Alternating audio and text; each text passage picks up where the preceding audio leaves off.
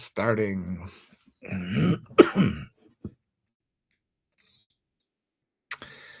All right. We are up and live and ready to go on another beautiful morning, another beautiful sunshiny day. It is not quite 60 degrees here in northern Wisconsin. It's likely to get warmer later on, as it always does, but I like these mornings. Hi, people. I see people coming in. Amy, Parent Hub. Oh, what a lovely handle. I assume you write stuff about parenting. We need that. We need a dramatic shift in how we view parenting in the United States. Ronald, Janice, Sherry, Tara Lex, good to see you. David, happy Juneteenth today. Margaret Williams, I always love seeing Margaret Williams there in the chat. She brings me endless energy and joy. I always appreciate that. This is one of my relaxed chats in a little while. At 9, the plan is to bring on Arturo Dominguez. Good to see you. Coffee is life. I just had my coffee this morning. I have my coffee cup beside me. And there's a lot to talk about.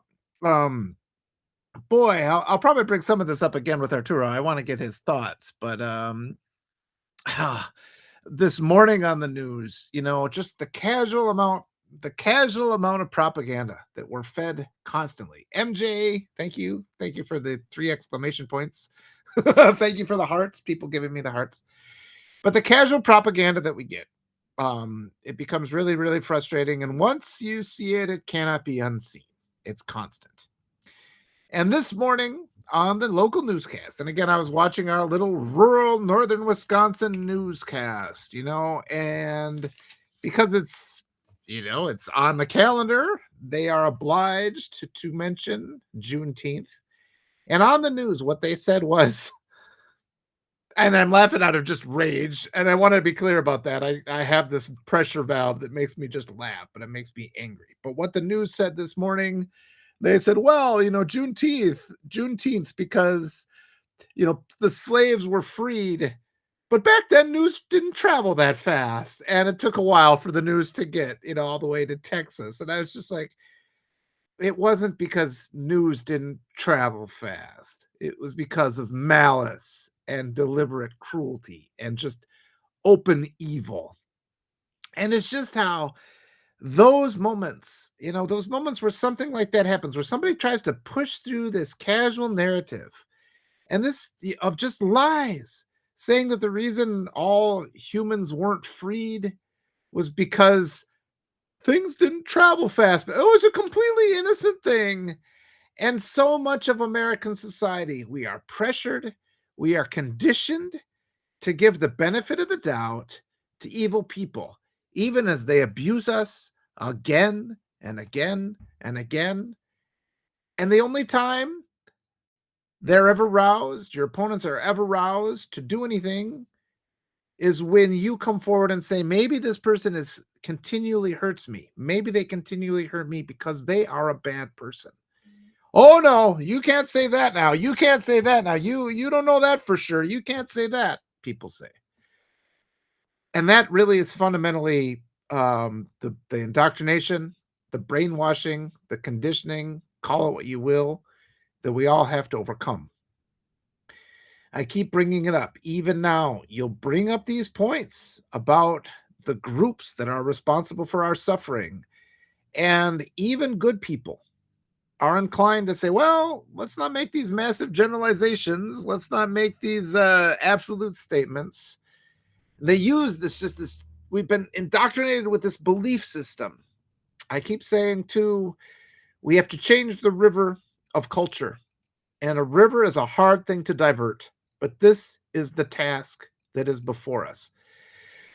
We have to be, it's like we're digging the Panama Canal. We are laborers in a trench, and it feels like this is an insurmountable task.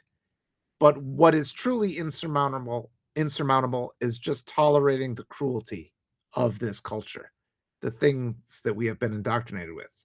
Bees Freever says they don't want to be uncomfortable. I've had a couple really useful conversations about that, about the need for making people feel uncomfortable, the need for having those tough conversations.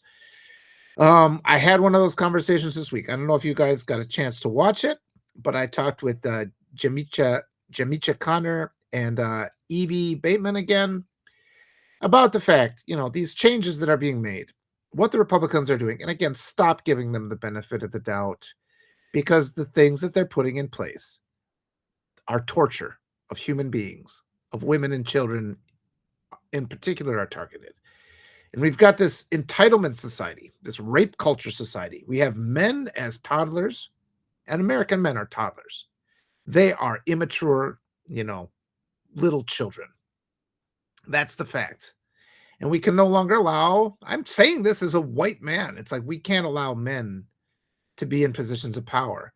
When it comes to the real decisions, these toddler men make these decisions, and then our women and children have to bear the burden and the consequence of those decisions. And that's why we have to be more diligent. I love that comment Bees Free verse said. They don't want to be uncomfortable. If you don't choose to be uncomfortable during these conversations at the table where the decisions are made, you become an enabler of torture, death by torture. Death by torture. And men get to have, like in the United States, men get to have this aversion to discomfort. Oh, I shouldn't have to feel like that. Because they're never the ones who are bleeding out in hospital parking lots. And all I can do, I mean, these last 2 years, we've learned so much. We've had to accept so many hard truths that we didn't want to believe, all the lies about our country. It ties into that theme of Juneteenth, these things that are hidden, the cruelty that people don't want to hold themselves accountable for. And just, even this week with these conversations we're having, we have so many men who just they don't participate in things like, the birth of their children. I knew because I was talking about that this week. When I went in, I wrote a story about it not too long ago. How because I've been writing this memoir for my family, just kind of like the events of the kids being here. I'm feeling nostalgic. My eldest is now, I'm teaching her how to drive, and it's just this summer has particularly felt different. I mean, even last summer they still felt like I had two little girls, and this year's very clear I have two young women. And I say the word girl with entirely with infection. I know that's sometimes kind of cast as a disrespectful term. For me, it's just a term of privilege and honor. I mean, my daughters, they've been my girls. I mean that with just as much respect as is possible to have. But yes, and I have to be mindful of reminding myself that they are women. I've had a couple conversations like this with my wife lately, where it's not the easiest thing in the world. And I think this kind of parallels the transitions we have to make in terms of our national culture, right? For the last 15 years, I've been the caregiver. And, in the first couple years, your baby is vulnerable and they're totally, entirely dependent on you. They can't move. I mean, they can't get food for themselves. You have to change them. You have to cuddle them. You have to feed them. And that mindset, it's when you step into it, when you go from being like, because I was, my wife and I, we were older, we were in our 30s already when we had our kids. But even so, you go from all your energy and vitality of being, in your 30s, and then you're like, okay, this baby is totally dependent on me, so I have to, I have to be mindful, and just finding that, just funneling down to that responsibility. And it's a challenge at first, but you do it because you have that innate paternal or maternal love for your child. But then it becomes a habit over 15 years, right? And then you have another period of kind of conflict because they're old, and I'm still just like, I have to remind myself. It's like, because I don't want to let my kids just walk to the park or whatever. And I'm just like, my daughter's old enough to drive now. And I just have to be like, and I have to put aside that sense that I'm being irresponsible. And then, but it's like, as a parent too, it's your job. So I have to give myself a little grace. It's your job to worry. It's your job to worry about your kids. But this is why, I mean, and these transitions, as I was saying, that's worse. I had this nice light before. I'm going to give my nice light back. I hope it's not flickering on and off. I have this beautiful light coming in through my window in the morning.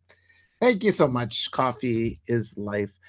I so hope At some point, I can just make these morning talks, reflections on the joy I've had as a father.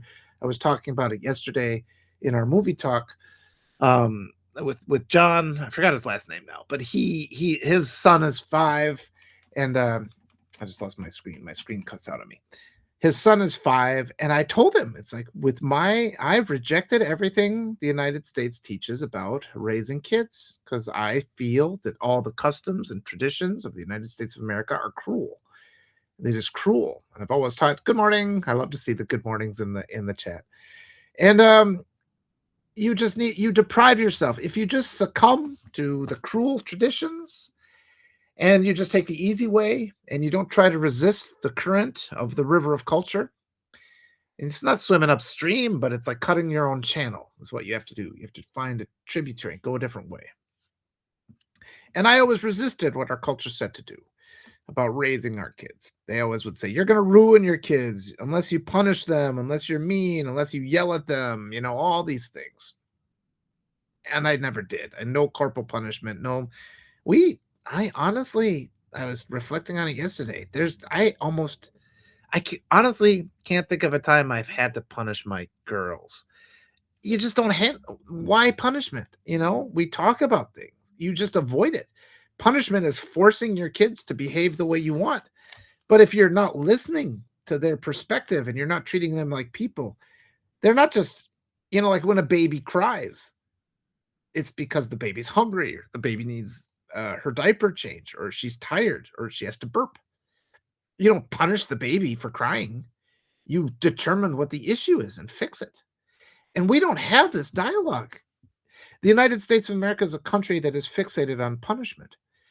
And that is the river of our culture. And people want to justify punishment. I always say when the light shines bright on me like this, it's because the universe knows I'm speaking truth. I get that. There's Courtney. There's Eileen.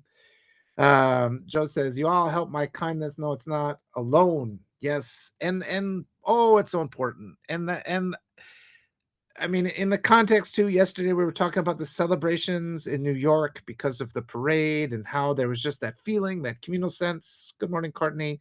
That communal sense of just joy and diversity and mutual celebration. And when something happens, like your team wins a championship, and yeah, I mean, that's trivial.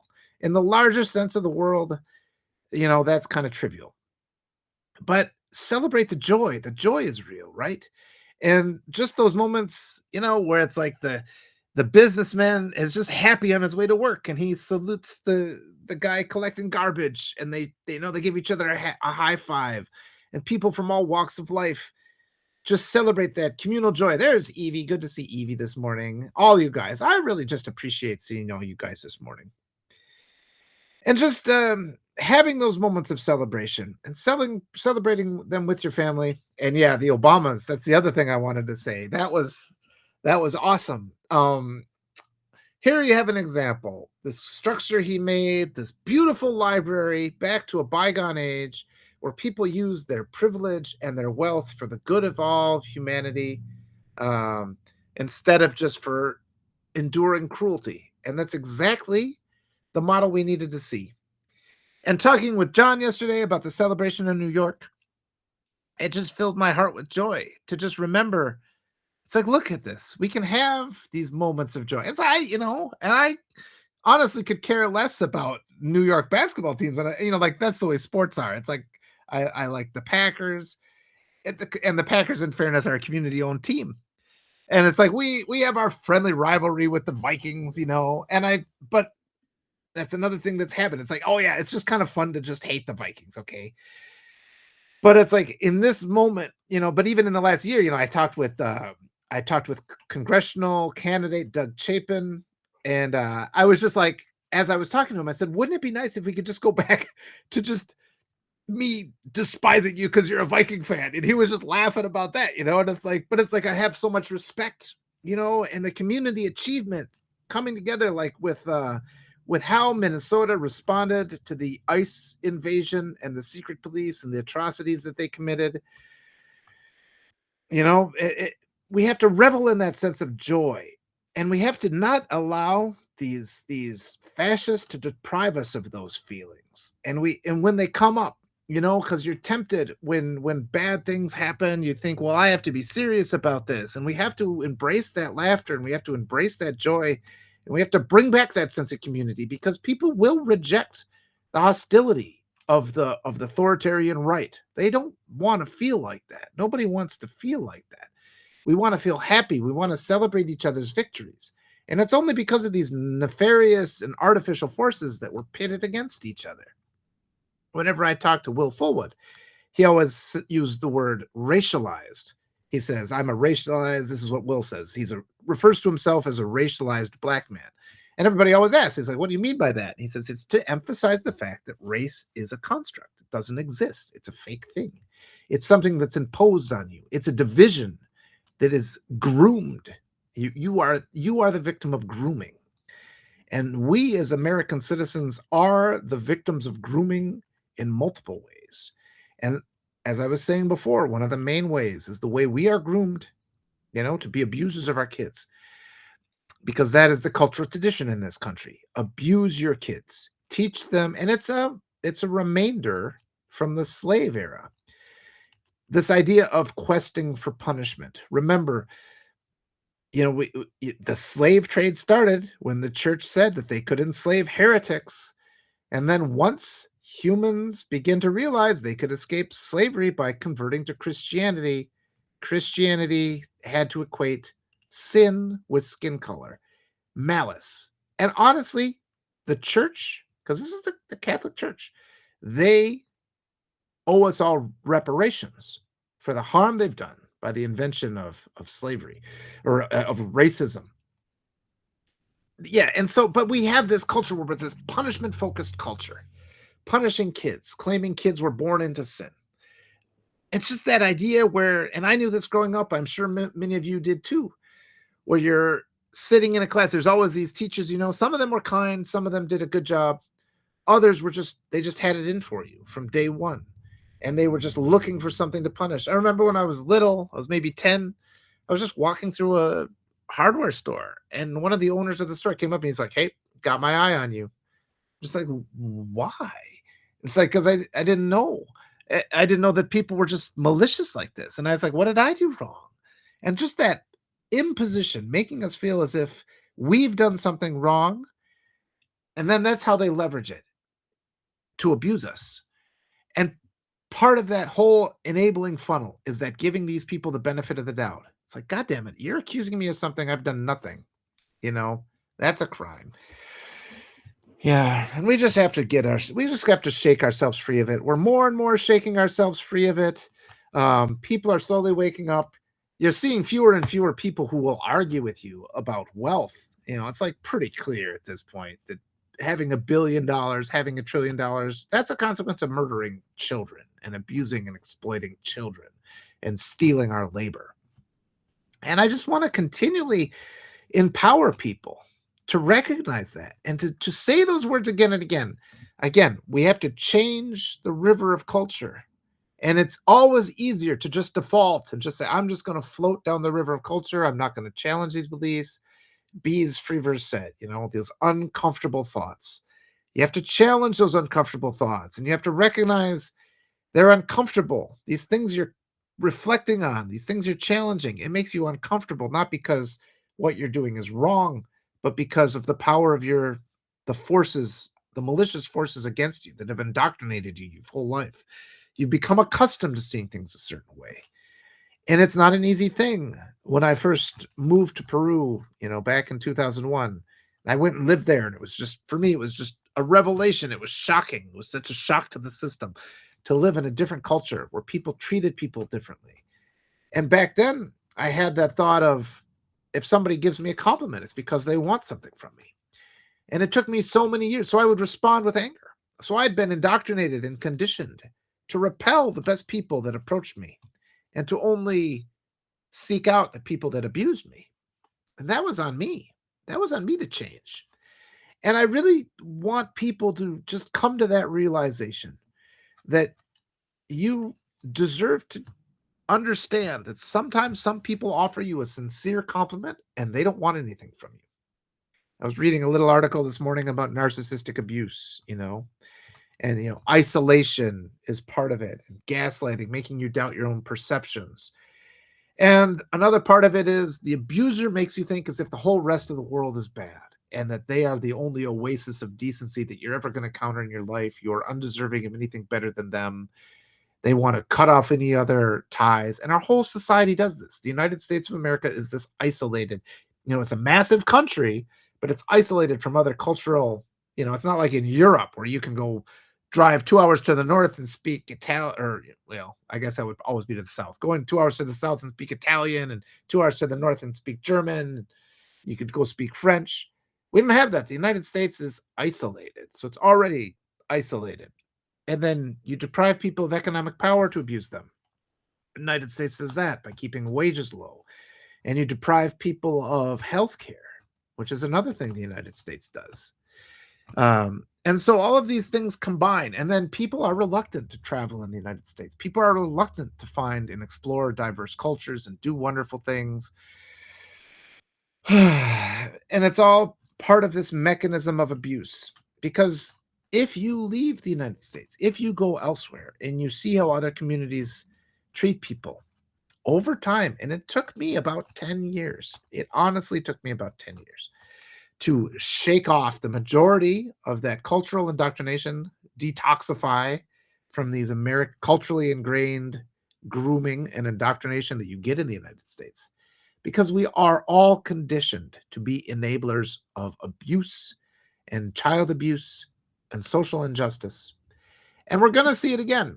We're going to see it again in the future as this election cycle ramps up again. And those of us have been focused on the midterms, since November of 2024, we're a little bit ahead of the curve right now.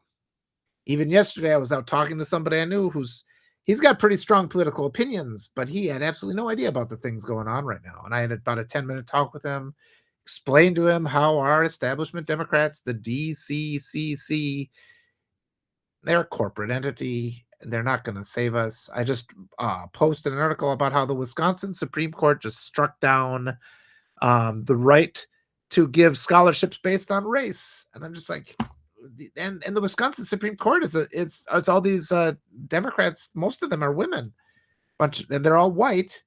And they did this decision that I just don't understand. But I shouldn't contort myself into finding a justification for them. We need to speak out with our elected representatives, and this is too often the case. We saw it in a lot of countries. There's Ben. Good to see Ben. We've seen this in a lot of places where we fight really hard to get our, these establishment Democrats elected, and then they behave exactly like Republicans because they're all bought and paid for by the same thing. We need to change that river of culture. It's a big ask, and it's going to take multiple election cycles. All right, let me read some of these comments. I saw some wonderful comments here. Somebody said thank you to B. Yeah. Oh, Evan wrote something about the Obamas. That's nice. Yeah, it's just nice seeing them. I liked Michelle's speech was just awesome. She was just going after, our squatter. Let's call him the squatter president because he doesn't deserve to be there. Yeah. Good. Yeah, and B says, MJ, that's a lonely spot to be. Oh gosh, I want to kind of go back to find this spot by MJ. Feel like I couldn't leave her alone. Oh yeah, that's awful. This is a and that talk I had with Dr. Connor and Evie, I wanted to bring that up. How so many women get absolutely no support from their husbands throughout the entire pregnancy, and yeah, I mean they don't. And I had to earn my wife's trust because it's like, well, and I kind of, you feel protective when you first have a baby. And it's like, let's go through this process. I'm going to learn. We got to do the diaper changing and thing. And I have to do it to her standards. And she has things she's worried about. And it's like, good. Okay. We got it all taken care of because, having a baby is exhausting. And I don't know how people do it who are single parents.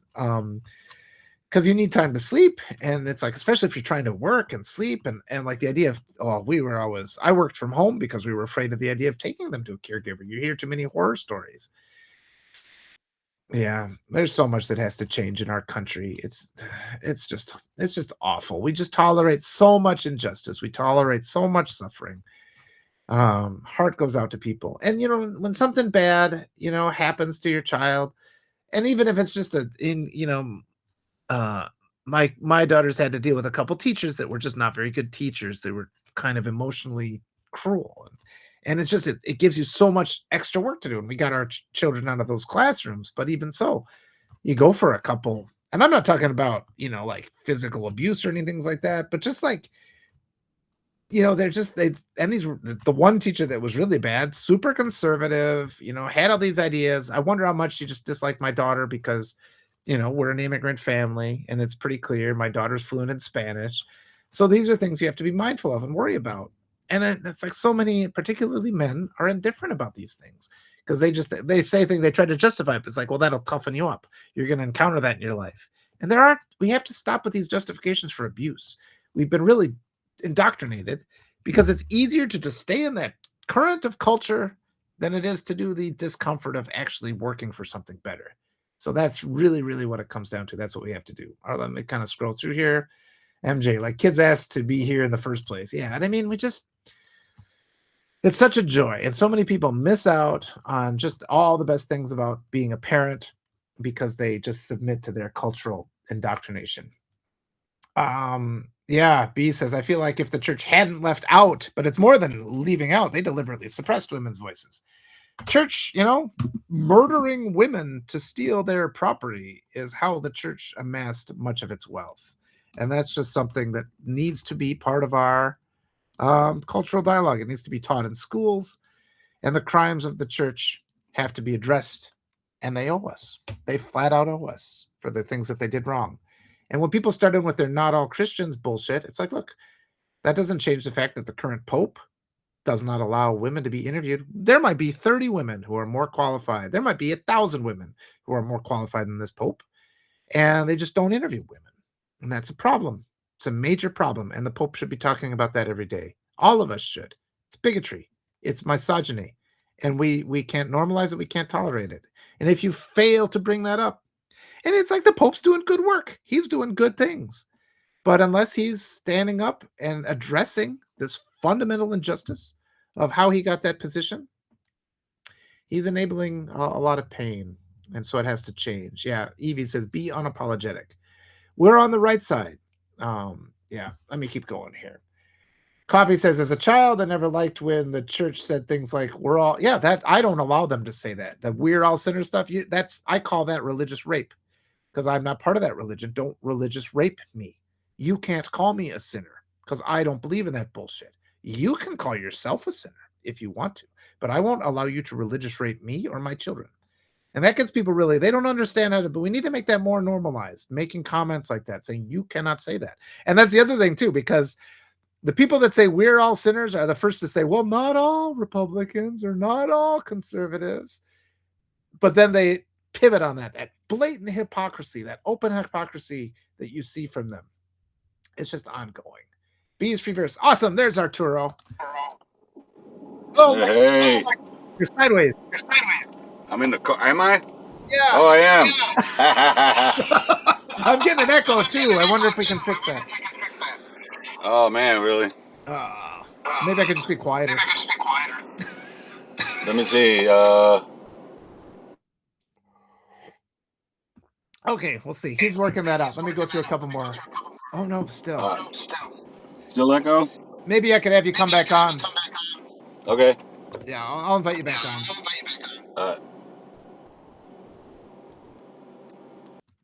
All right, we'll get this fixed. I love Arturo. He is one of the best, so we'll see. Sometimes it's just a matter of a technical glitch. Yeah.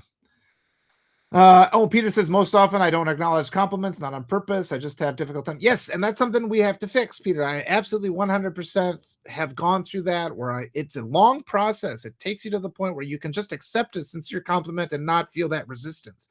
That resistance to believing that somebody could say something nice to you is our indoctrination. It's an important point, though. Once you kind of recognize that that's an issue, talk to more people about that. Just say, how do I become, because we just, it's that mistrust, and that's been the narcissistic abuse. Oh, I hope he's finding this now. Maybe I invited him back on too soon. I'll give it another set. Well, you know what? I'm going to cancel this. I'm going to try again. And then I'll do it one more time. There. Maybe he's finding his what do you call it? His headphones or something. Oh, we got to get Arturo back. I love Arturo. This is going to be so much fun, especially now with, and he's down in Texas, so I wanted to get his thoughts on Juneteenth. Joe says, my German friends who used to come and stay with me in California a couple weeks a year and had even gotten green cards aren't visiting this time. Yeah. I mean, oh boy, that's really scary, especially right now. I'm doing our family, we've got to go visit grandma down in Peru. So we've got that set up this year. All right, let me send this again. I'm writing to Arturo here to make sure he's got or maybe he's going somewhere else. We'll see. He'll hopefully get back to me there. Dang it! I was so excited. Well, we'll get this going here. Evie says, and this is, Evie says, as a white woman, speaking of white women piss me off, especially white women in Congress, upholding patriarchy, and they're so casual about it. Yeah. Spanberger, what a disappointment. Yeah. Yeah, that's, and we have to provide that pressure. And I mean, Evie plays such an important role in this, just signaling these places of our frustration. But again, this cultural change is going to happen in the midterms. Okay. He says he didn't see it. I'll send it again. I just got a thing here. Let me do invite guests. We'll get it. Just sent. You know how it is. Tech bros want to give us a hard time. Sent. All right. Coffee's Life says, in European countries, children are encouraged to learn various languages. In the U.S., I saw people were embarrassed to speak Spanish and reflect their Latin culture. Instead, assimilation was, yes. And my wife encounters that a lot. You see these, he's writing me back. You see these families. She's an ELL teacher. She'll work with these families. She'll try to get them to just, it's like you're multicultural. I only heard this for the first time, this word multicultural, like a year ago. It's like, because my family has roots in Peru. My daughter's grandma is there.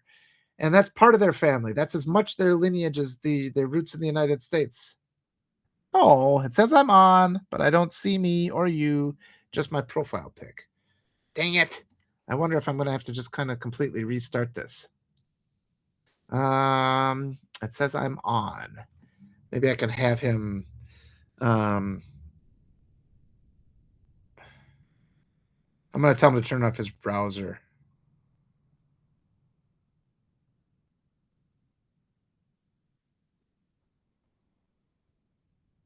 Start again. Sorry to keep everybody waiting. Gosh, I'm so excited to get our. I canceled the invite, so hopefully he comes back again. Let me go through a couple more of these. Peter says, "Love you, thank you, Peter." Evie says, "You're a great dad and husband, man. More men need to take a page from it." I wish they would. I mean, it's so much more. So many men they miss out on the joys of life. Maybe I should tell. Whoops, I could tell. Arturo, I could restart the live.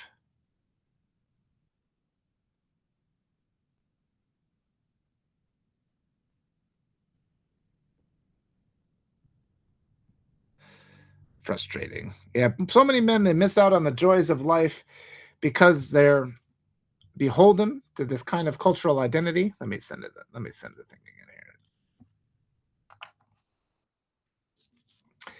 here. Yeah, B, it's infuriating. Peter says, my daughter is suing her son's school. Oh boy, he's 5 and doesn't speak. Oh God, he got black eye. That's heartbreaking. I hate to hear about things like black eyes, physical abuse, and that can't be hidden. And so there's no excuse. And they're going to try to push it under the rug. They're going to pretend. Now it says my invited friend. Oh, I just sent again.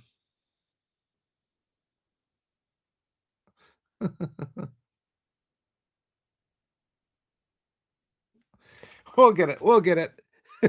poor Arthur. I don't know if he can get me. The lives or I wonder if he got the link. I wonder if he can, because I haven't seen Arturo in the chat. Maybe we'll get it here. This isn't the way it's supposed to be. You guys are all so patient. So hopefully let me get a couple more of these. But yeah, Peter, be on top of that. I got so much when my daughter was harassed at school. I had so much that I had to go through, and they try to push you off. They try to pretend it's not there. It's like, look, keep bringing it back to that fact. What they want to do, the abusers always want you to avoid the actual facts.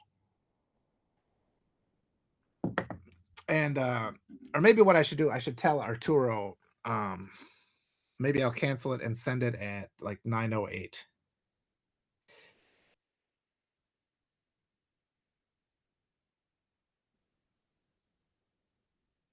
Yeah, I don't know why we're having this much of a problem. I wonder if he's found the stream link too, because sometimes it's getting so hard to find things.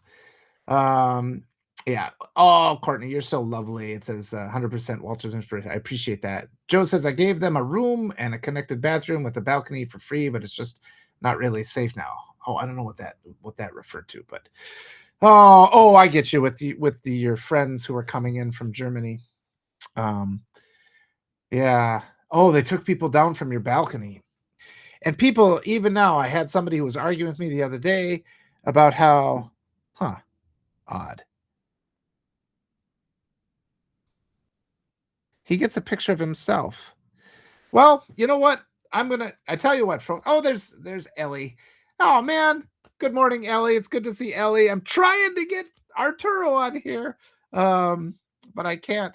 You know what? Maybe I'm gonna tell him to restart. Maybe he can restart his phone.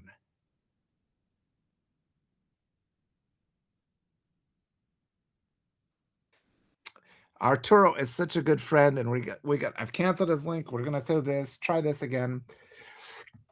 We are talking about just changing the river of culture and how this injustice gets indoctrinated. And I always say it starts at the way that we just are all conditioned to mistreat our kids, to not be part of their lives. Courtney says, same. It's taking a long time to learn how to accept compliments graciously. I still and I did. It's hard. I mean, and it's the 10 years I spent detoxifying myself in South America, helped me kind of just reset my brain, see things from a new point of view. And it's because you're mistrustful. And it's like the stuff that is indoctrinated into you when you're young, you misattribute the fact that these things have been your belief your whole life. It gives it credibility that it doesn't deserve. Okay, he says he'll try one more time. Okay, I'll send it now. Tech problems. But it's on purpose because we're in this surveillance state. They don't like me. Read a couple more questions. Yeah, all this hard work. We got to know the problem. The criminals are in the center. They are the ones that are the puppet masters. They are the ones who are, the attack dogs are the ones that get all the press. But the people that are really causing the problems are the enablers, are the passive ones, the ones who tell us, who are, the first to say, because they're the ones that recognize it's always easier to just maintain the river of culture than it is to do the hard work and do better. AEV says every Republican white woman in Congress. Yeah, well, I mean, they've removed the ones and even the ones, see, that's what's really frustrating. Even the ones that signed the Epstein Files Transparency Act, they have all these just atrocious behaviors and hostility to their name. Coffee says that they see me. And it's like, we can't give it. It's like, that's the thing with narcissists. Narcissists will do performative acts of kindness, performative acts of decency, just so they can get closer to you, and then they can hurt you more. That's why we have to be more fearful of those who are close to us than we can to the obvious threats that are distant. And it's again, the strategy of the narcissistic abuse. You isolate people. You tell them the whole world is dangerous, that they are your only friends, they are your only allies, and then they are the ones who hurt you because you're too afraid to even go try to get anything better. Another thing to tell your kids, always be in charge of your money, always be in charge of your own bank account. That's a critical thing I've been emphasizing with my daughters. You can't tell it just once either. It has to be multiple times. Yeah. Let me see. Oh, I'm just losing my thing here. B says we can all come back if needed. Yeah, I'm just so disappointed. I gotta get Arturo. I love talking to Arturo. Will rejoin, everybody says. Enroll him in martial arts. Yeah. I haven't done that with my kids. We do a lot of sports. I think things like basketball and things. that teaches you physicality, playing sports. I played sports with my kids, so you're pushing up against them. Yeah, let me go. Joe says, clarify, not off my balcony from the street, just below my balcony. I don't know if you want to share. Okay, he's rebooting. We're gonna try that now. Okay, and then I'll cancel my link and resend it. So we're trying one more thing. Okay. This is what we've been working on this for about 15 minutes with poor Arturo. But I like having you guys here. I appreciate all you guys for sticking this out. Okay, I'll keep going here. Chris says we'll come back if you restart. We're giving it one more try. Arturo's going to reboot his phone or computer, whatever he's working on. Margaret says bullies will never stop until we teach them we are not someone to be messed with. And yes, and we have to give ourselves that permission. And a lot of this cultural conditioning, it is designed, sin, that idea of original sin, designed to make you think from the first day that you are unworthy of love. And I know that that's the condition that I grew up with. That's how slavery is maintained, because they're constantly piling up. And it's as much the direct person they're abusing and all these enablers who passively observe it and do nothing. And that's the comments that we've been making. These Supreme Court justices in Wisconsin, we've got this. We did all this work to get these, and they're all white women, and they just voted down the idea of giving scholarships based on race. And it just is, I don't know if they're taking the precedent of recent Supreme Court decisions as legitimate and using that as if going forward. I mean, this trickle-down effect is really frustrating. But this is why rational people have to keep talking. We have to stop allowing ourselves to become passive enablers of these abuses. You have to speak out. Even you have to resist that current. You have to resist that current of culture, even though it's always easier. I mean, this on level after level after level. I talked this week with Andrew Watkins, such a wonderful writer, and we keep having these ongoing conversations about narcissistic abuse and how it happens. And she's going from the perspective of growing up in a Christian nationalism environment. I'm coming from the perspective of an authoritarian patriarchal father. And there's so much overlap. And then it's just so easy to see, too, when you've had these experiences with narcissistic abuse. It's so easy to just start to recognize those patterns and see how the entire structure of the United States of America is designed to make us not only be victims of narcissistic abuse, but passive enablers. And I think that's the part that's really challenging for people to understand. Once you start seeing yourself as a victim, and we know in the United States, we're subjected to economic terrorism. We get no health care. We get no support. Everything is always pull yourself up by your own bootstraps. They always tell us the reason that we're not successful is because of our failure as people or whatever. And we have to kick all that off. We have to start believing in our own value, our inherent value as human beings. All right, he's sending me a thing again. Let me send him another thing. All right. Hopefully. Oh, please. Fingers crossed. I got to see Arturo here. Let's see. Yeah. F the status quo. And but it's difficult. And the reason is because it's our entire lives. Everything we've always been taught, all of our experiences, all of our memories, they all reinforce this cruelty that we impose upon ourselves. And it's hard to shake it out. If you guys have the opportunity to go to another country, to live in another society for a little while, to learn another language, that's a massive way to reset your brain. I'm going to send this to Arturo. It helps you transform yourself. It helps you become a new version of yourself, a better version. And I don't know. I just totally, because it's like, why should we submit to this cruelty, these things that we have to endure that would put into our minds against our knowledge? All right. MJ says, my daughter has no interest. That's fine too. I mean, there's a lot you can do just by talking through things. There's a lot of economic power and stuff that you can have. You teach people how to do things. If Arturo doesn't come this time, I am going to restart this live, unfortunately. But I have this nice crowd and all you lovely people saying hi to each other. I just love seeing these things in the morning. Oh, and upcoming Father's Day, everybody. Happy Father's Day. All right. And Melissa says, I was in an abusive relationship for 5 years. I noticed a lot more than I did prior. And we have to really use the things that we've learned in these abusive situations and recognize those patterns. Once you recognize them, you see the yes. I'm still getting an echo. Excuse the airplane. Yeah.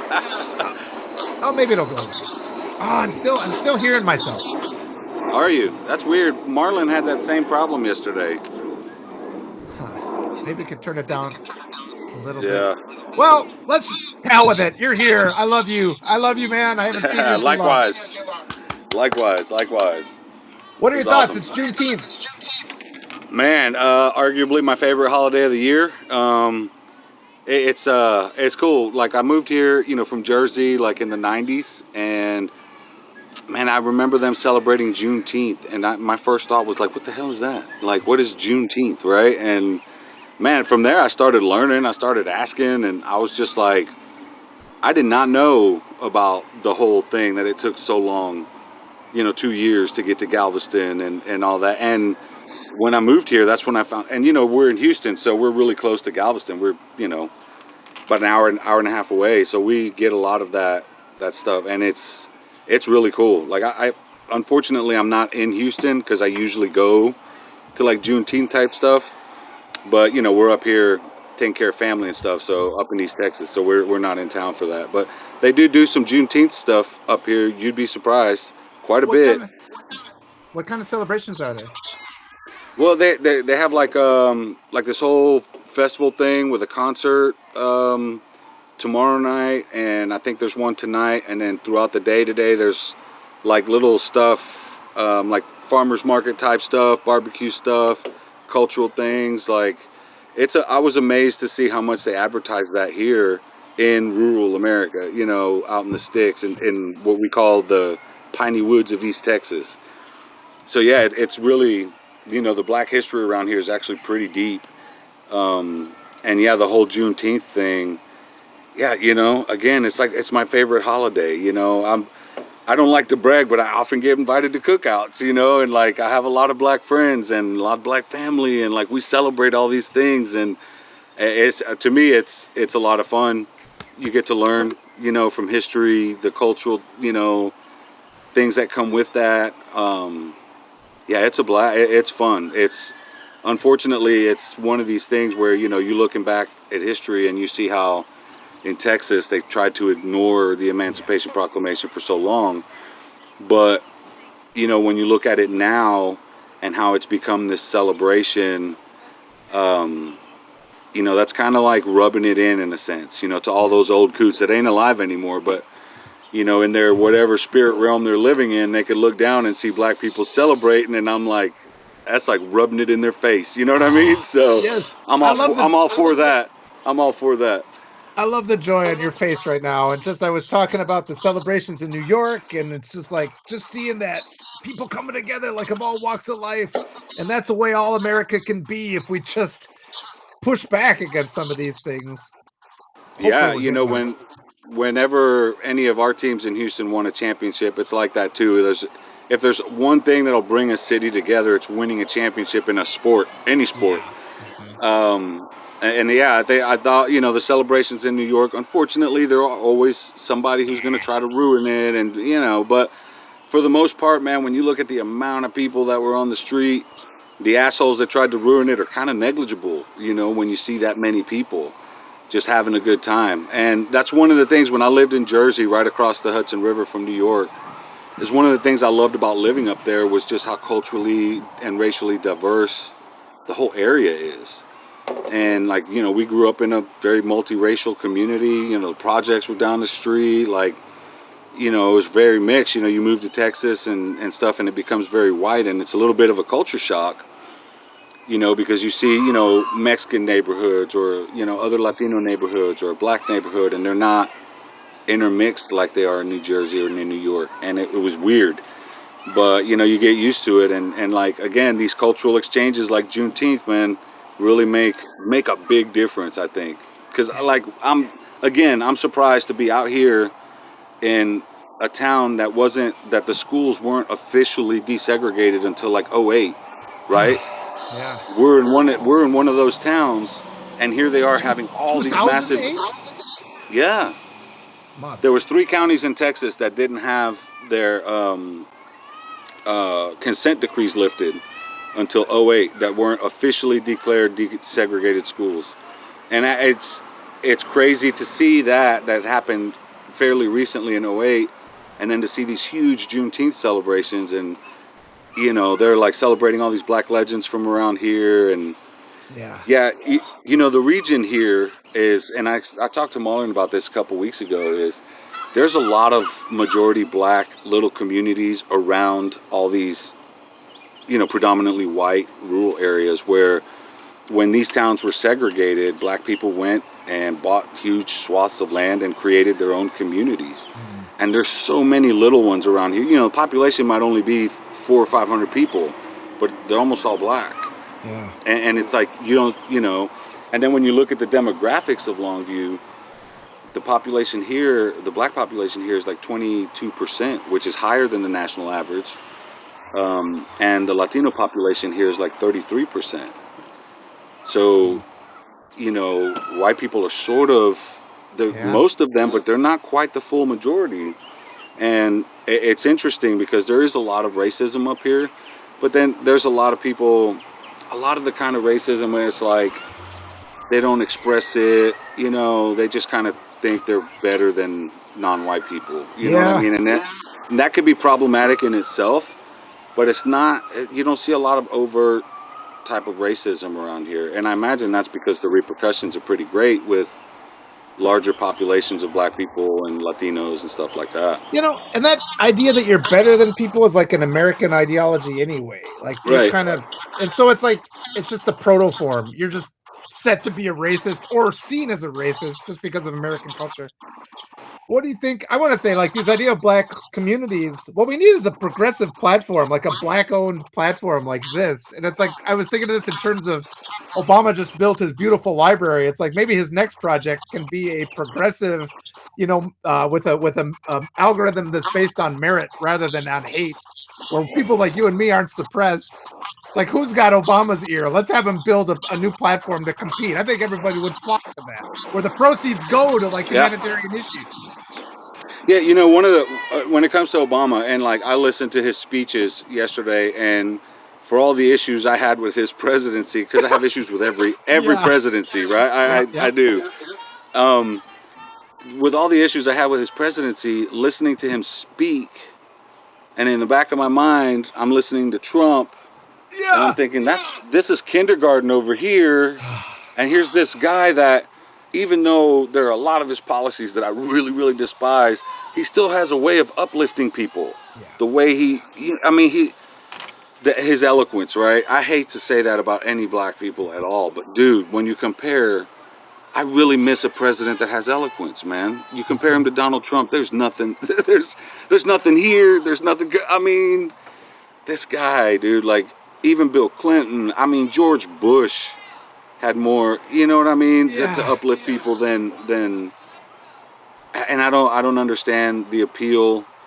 And I was talking to my mother-in-law earlier because she loathes Trump, and my father-in-law likes him, and she's like, I don't get it, and I told her honestly, people who still support Trump at this point. Oh, now we're cutting out. Are we there? Are we still there? Arturo, are you still there? Oh no. I can hear the background. Go ahead and speak, Arturo. No! He lost our camera. Well, now I'm hearing myself, but not Arturo. I think, see, it's sabotage. It's sabotage. Can you hear me? I can hear you now. Yep. Yeah, my phone's trying to overheat. That's weird. I mean, it is like heat index is like almost 100. So. Okay. Do you need to drop off? Shall we call it good, or do you want to put it in the freezer? No, I said go. I think we're going to lose him. I think we're losing you, Arturo. We got to do this on the computer next time. Yeah, man. That sucks. That's all right. Well, it was a joy to see you as always. Let's reschedule something on another time. But yeah, I don't want your phone to blow out. We all got enough expenses as it is.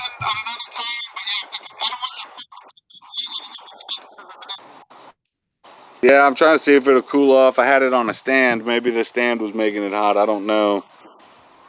It did. This happened to me last night, but it worked through it. So Oh man, yeah. What was I gonna say? I had some other thoughts. I want to talk. I want to talk about election integrity because we were talking about people still supporting Trump, and I'm just not buying these results. Like I don't buy the Kentucky result. I don't know if you can get into that at all.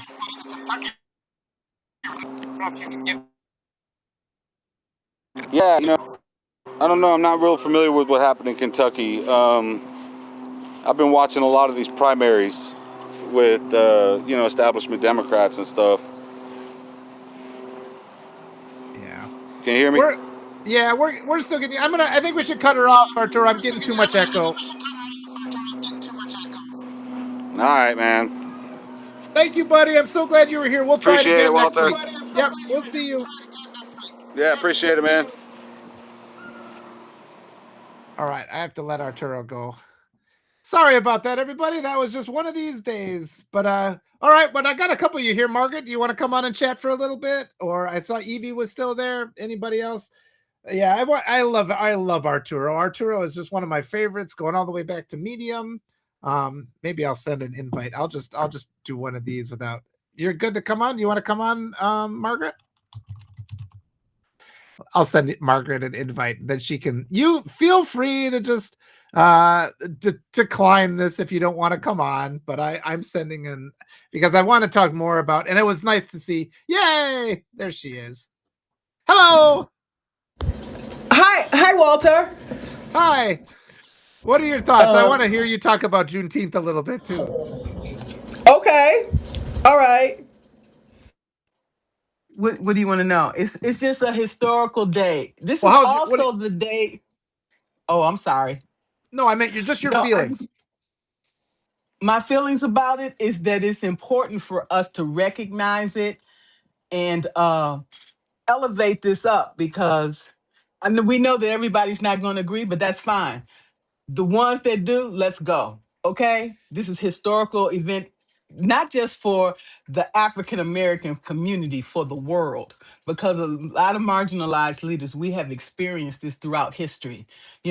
Latino, Chinese, every immigrant has contributed to the elevation of this country. Yes. Okay? All right. And we cannot allow anybody to bring us down, period. I love it. Okay.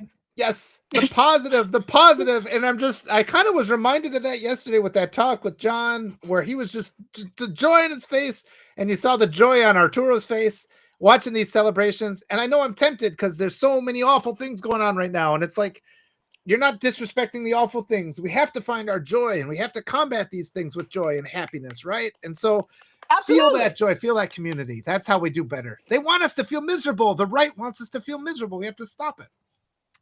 Exactly. And I experienced the same thing, but I said that I am not going to let nobody bring me down, make somebody, people want to humble me.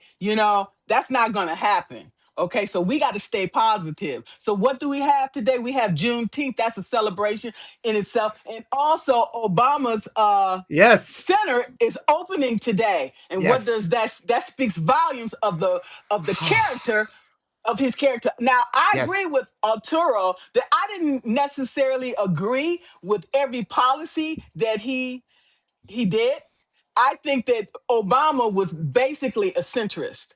Okay, he was basically, you can't satisfy the right, you can't satisfy the left, so stay in the middle. And I agree with that sentiment because regardless of what he did, somebody's going to have a problem with it. Yeah, okay. I always say it's like there are people that don't like bacon, right? And it's like if bacon has people that doesn't like it, what chance do you have? And also, but Obama was a man of his time, right? And there's things we know things now that we didn't know back in 2024, right? Like what we've learned in this last year. And it's like Obama was like it's like this is what they presented us. And the abusers always present you with this impossible task. They say, here's the thing you have to do. There's Arturo. I'm so glad Arturo's back in the chat. I just love Arturo. But it's like, okay, so, go ahead. Do you want him to come back? You want him to come back? His phone was gonna melt. You know what, those overheating phones. I don't want to be responsible for Arturo having to buy a new phone. Yeah, right. Because the price, I looked on, and I love Apple. They said the all their stuff is getting ready to go up. Okay, I was gonna buy the Apple 17, but I'm like, the 16, it works. Sometimes I go to Substack and it's just. And I'm like, are you gonna open? Are you gonna open or what? And I never get a new phone. Yeah, I always get refurbished. Okay. Yeah. Well, you know what? Maybe that's the thing. I'm like, I'm gonna hold on to this 16 as long as I can. Yeah. You know what I'm saying? Just download your data. So you don't want to lose photos, but it's like, get a refurbished one for like $100, and if it burns out in a year, you're still ahead of the game.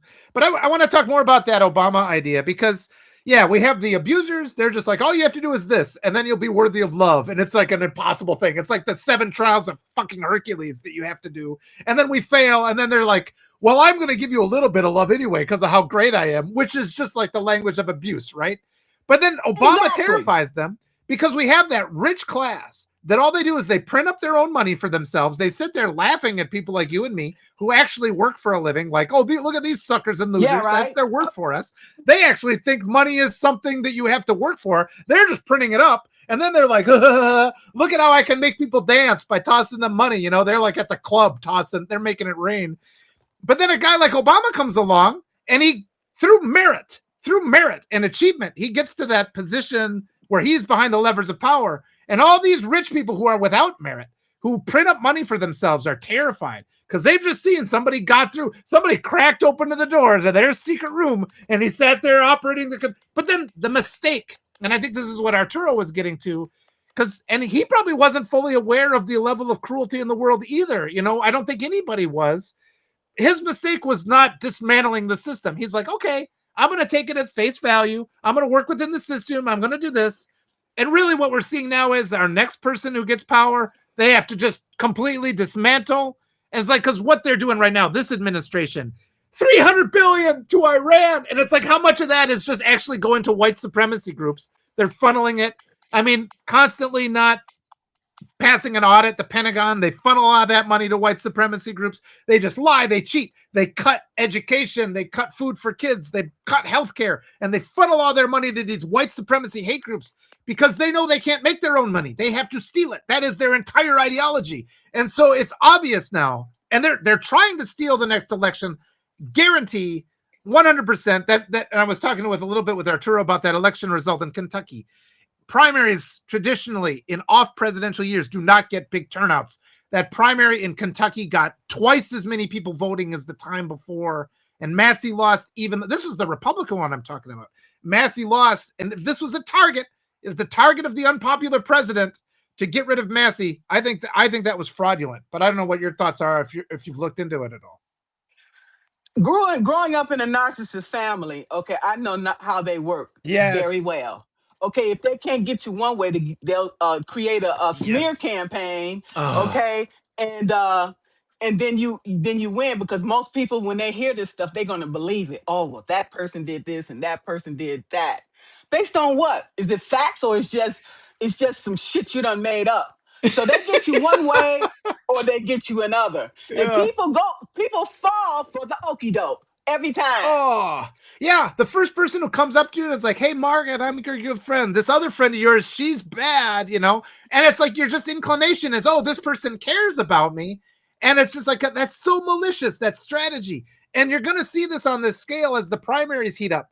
Here in the state of Wisconsin, we got, I call him either creepy Tiffany or Ticklin' Tom, because the face, like, that's what I was like. I just, every time I see one of his things, like, I call him that, because you look at his face, and right away, every time somebody talks to him, he's a guy who voted for the bill, or for the big beautiful bill, you know, to strip us of health, all these awful things. He's been a member of Congress, and all he ever does is complain about you pressure him on that, and he's like, well, the Democrats have done this. It's like they instantly, every single time, they pivot and blame Democrats. And then we've got a couple wonderful governor candidates like Francesca Hong, who's a Democratic socialist, just terrific. But then the Republicans come along with well, she's not a serious candidate, and all these proposals will never work. And so it's like, I'm just already seeing it. People sliding into that river of culture, the easy thing where you don't have to challenge the status quo. Is it going to work? But I mean, and then underneath all that is election theft because they're going to fucking cheat. I mean, we know they're going to cheat. They can't win unless they cheat. Yeah. Okay. Look at them. Those voting machines. Are they going to continue to use the same voting machines and come up with this QC or QA glitch in the middle of the damn election? How convenient. Yep. And then the bomb threats and all that. But it's the other day I posted I did a note on Substack and said, when it breaks, and this story is getting closer to breaking because then Ashley St. Clair, she had proximity to Narcan Leon, I call him, the guy who owns Twitter. She came out and said, he offered me $40 million to not tell the world that he rigged the election. And then, there's just all this evidence. And it's like people are resisting looking at the evidence. You remember that when he came to the Oval Office with his little child who was like, he looked like Salacious Crumb from Return of the Jedi, like that little guy who sat by Jabba the Hutt. The kid was like, we stole the election. It's like, this was just like on TV, and then the president has said it multiple times. He's just like, yeah, we know how to rig the voting. He's come out and said it. And even though all that evidence exists, people turn to me and they're just like, well, you're like, sound like a conspiracy theorist. It's like, they said it. Plus he's a convicted felon for election, business fraud related to election interference under indictment for 2020. Go ahead. He should not have been allowed to run. Okay. Period. Because I was told that, like, when you get out of jail, you had a felony. Okay. You can't even vote. So how the fuck you gonna run for president? Yeah. You're an insurrectionist. Like it is. He's an insurrectionist, and it's just like they let it go. Don't get me started. But so the other day, I love it when you get started. Let's rev it up. Let it get going. But I was gonna say too, it's like I wrote the other day. I'm just like, when the story breaks of how this illegal criminal regime stole the presidency, that's the biggest story in American history, right? People are never going to talk about Woodward and Bernstein again. That means nothing compared to this. And I posted this, and the account, This Will Hold, she goes by T. She does all the election. She called me. It was kind of awesome. I'm just like, she's like, oh my God, what did you hear? She was just like, I'm like, no, it's like, I don't have any, it's like, we just know this is true. So I kind of got her all excited for nothing. But I think it's going to happen, and we just have to have these open conversations about it. Like the Kentucky thing, twice as many people in a primary as ever before for historically unpopular president against the one Republican in Congress, the one male Republican in Congress who actually stood up to defy this president. And nobody's looking at that and seeing any red flags. And it's like what they do is it's more than the tabulation machines. They install these, like the vote banks. They invent fake counties. They have this whole setup that's designed to avoid the audits because they know what the audits are. This guy was the president, right? He had access to all that top secret information. He knows exactly what they do to verify election integrity. He fed that information to other people. They've created a system that cannot be detected by their current auditing mechanism. All we need is a new auditing mechanism, right? And it's like, that's not an unreasonable thing to ask for. And one of the things that happens when they rig their elections with this new process is you get an inflated vote number. Exactly what we saw in Kentucky. And I've talked to This Will Hold, talked to Election Truth Alliance. They publish on this constantly. And now Don Lemon interviewed Ashley St. Clair. So it's becoming more and more prominent because people are it's starting to ramp up. We'll see what happens. This election cycle is going to be like nothing we've ever seen. Okay, one thing I want to say is the reason they was itching to get back in there so bad is because they are pissed off that Obama passed the AAC or whatever for the Affordable Care Act. And they wanted to get back in to dismantle it. Okay, dismantle that fucking system. Okay, that people rely on every day.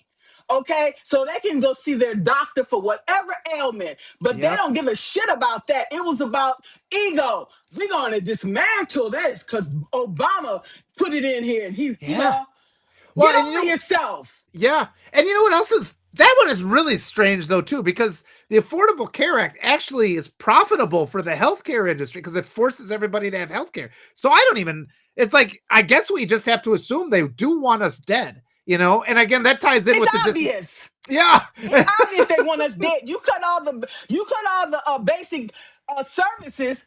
Well, what you think is going to be the result? Yep. People Well, are gonna die. yep. And the pandemic Plain and response team. simple.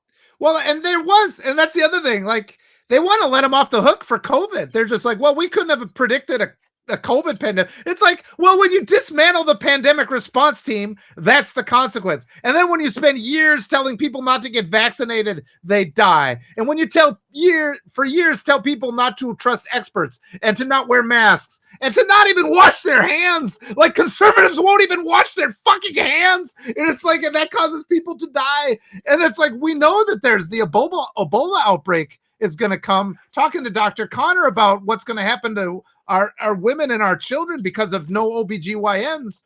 Yeah, I know. They don't give a damn. Yeah. They don't give a damn, because the more of us die, the more money that they get in return. Think about it. When I die, the money that I was making on Social Security and pension and all that, doesn't that money go back to the government?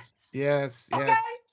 They've been deliberately, because, you know, our wonderful, hardworking Black community, yeah, they just never really get to cash out their Social Security. That's been a historical thing for many years, and it's because these healthcare outcomes, particularly the bad ones, particularly target the Black community. Just the level, and I'm tired of it. I'm tired of it, Walter. Oh. That's why I'm gonna say something every day, and I don't give a damn who don't like it. You can quit. You can fucking quit. Yes. I'm tired of the bullshit. Okay. They can go sit in the corner, be angry. We have to call a spade a spade. Yes. Okay? Yes. And people need to wake the fuck up, and they need to get some balls or whatever. Okay? Wake the fuck up. This is not just affecting you. This is going to affect your children, your community, and the world. So what are you going to do about it? You're going to sit there and be complacent? If you're going to be that complacent, then you're just as bad as he is. Yes. And that applies to all these not all people. The people that hit you with every time you speak, they're like, well, not all. And they're taking the wind out of our sails. Like they dismantle our activism. And it's those passive groups in the center. And like Evie was saying, when we finally get people elected, they're supposed to be Democrats. And then they instantly start acting like Republicans. And then the Democratic Party shoves these corporate bullshit candidates down our throat, knowing they're not going to do a goddamn thing. And then it applies to all these people on Substack, all the platforms, the big platforms that complain about the corporate candidates, but they refuse to elevate the progressive candidates. I don't know. So do you feel? What? Go ahead. No, I think they should shut the fuck up if they're not going to do anything about it. Shut your mouth. Yes. Okay? If you're not going to be a help, you're going to be a hindrance, get the fuck out the way and we'll handle it. Are you seeing people waking up to this, Margaret, do you think? Are they getting there? I don't know. I don't know. What do you see? You out there more talking to people more. You're more people probably like you better than me because everybody loves you. I'm Rodney Dangerfield. I get no respect. So what do you think? You get love. The ones that come to you, they love you. The ones that I get likes. So that's the difference. There's more people that like you, but you get the ones that love you. So that's but I don't know. It's like, at least I can talk about it. But I will say, yesterday there's this neighbor I have. And he comes up and he saw, because I've got a sign for Emily Berge in my yard. Everybody, please get active in your local progressive campaigns. I keep saying this. This is how we win. You have to be involved, win or lose. Just build that community. Talk to people. So this guy, he's the dog walker. He came up and he's like, well, who's this Emily Berge? And I'm like, running for Congress against Van Orden. And he's like, well, I like Cook. And I'm just like, Cook is the corporate candidate. And I told him the story. He's like, well, what stories do you have? And I said, well, I reached out. Cook was the very first candidate I reached out to interview. I'm like, I've got this platform. I built it in response to these times. Let me help you. I'm at your service.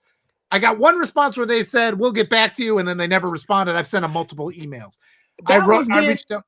Go ahead. I'm sorry. They were being diplomatic and telling you they don't care. That's probably a Trump supporter. So it is. And that's what has come clear to me. All these progressives, we see the establishment Democrat candidates are always funded by the same people that fund the Republicans. It's a false choice.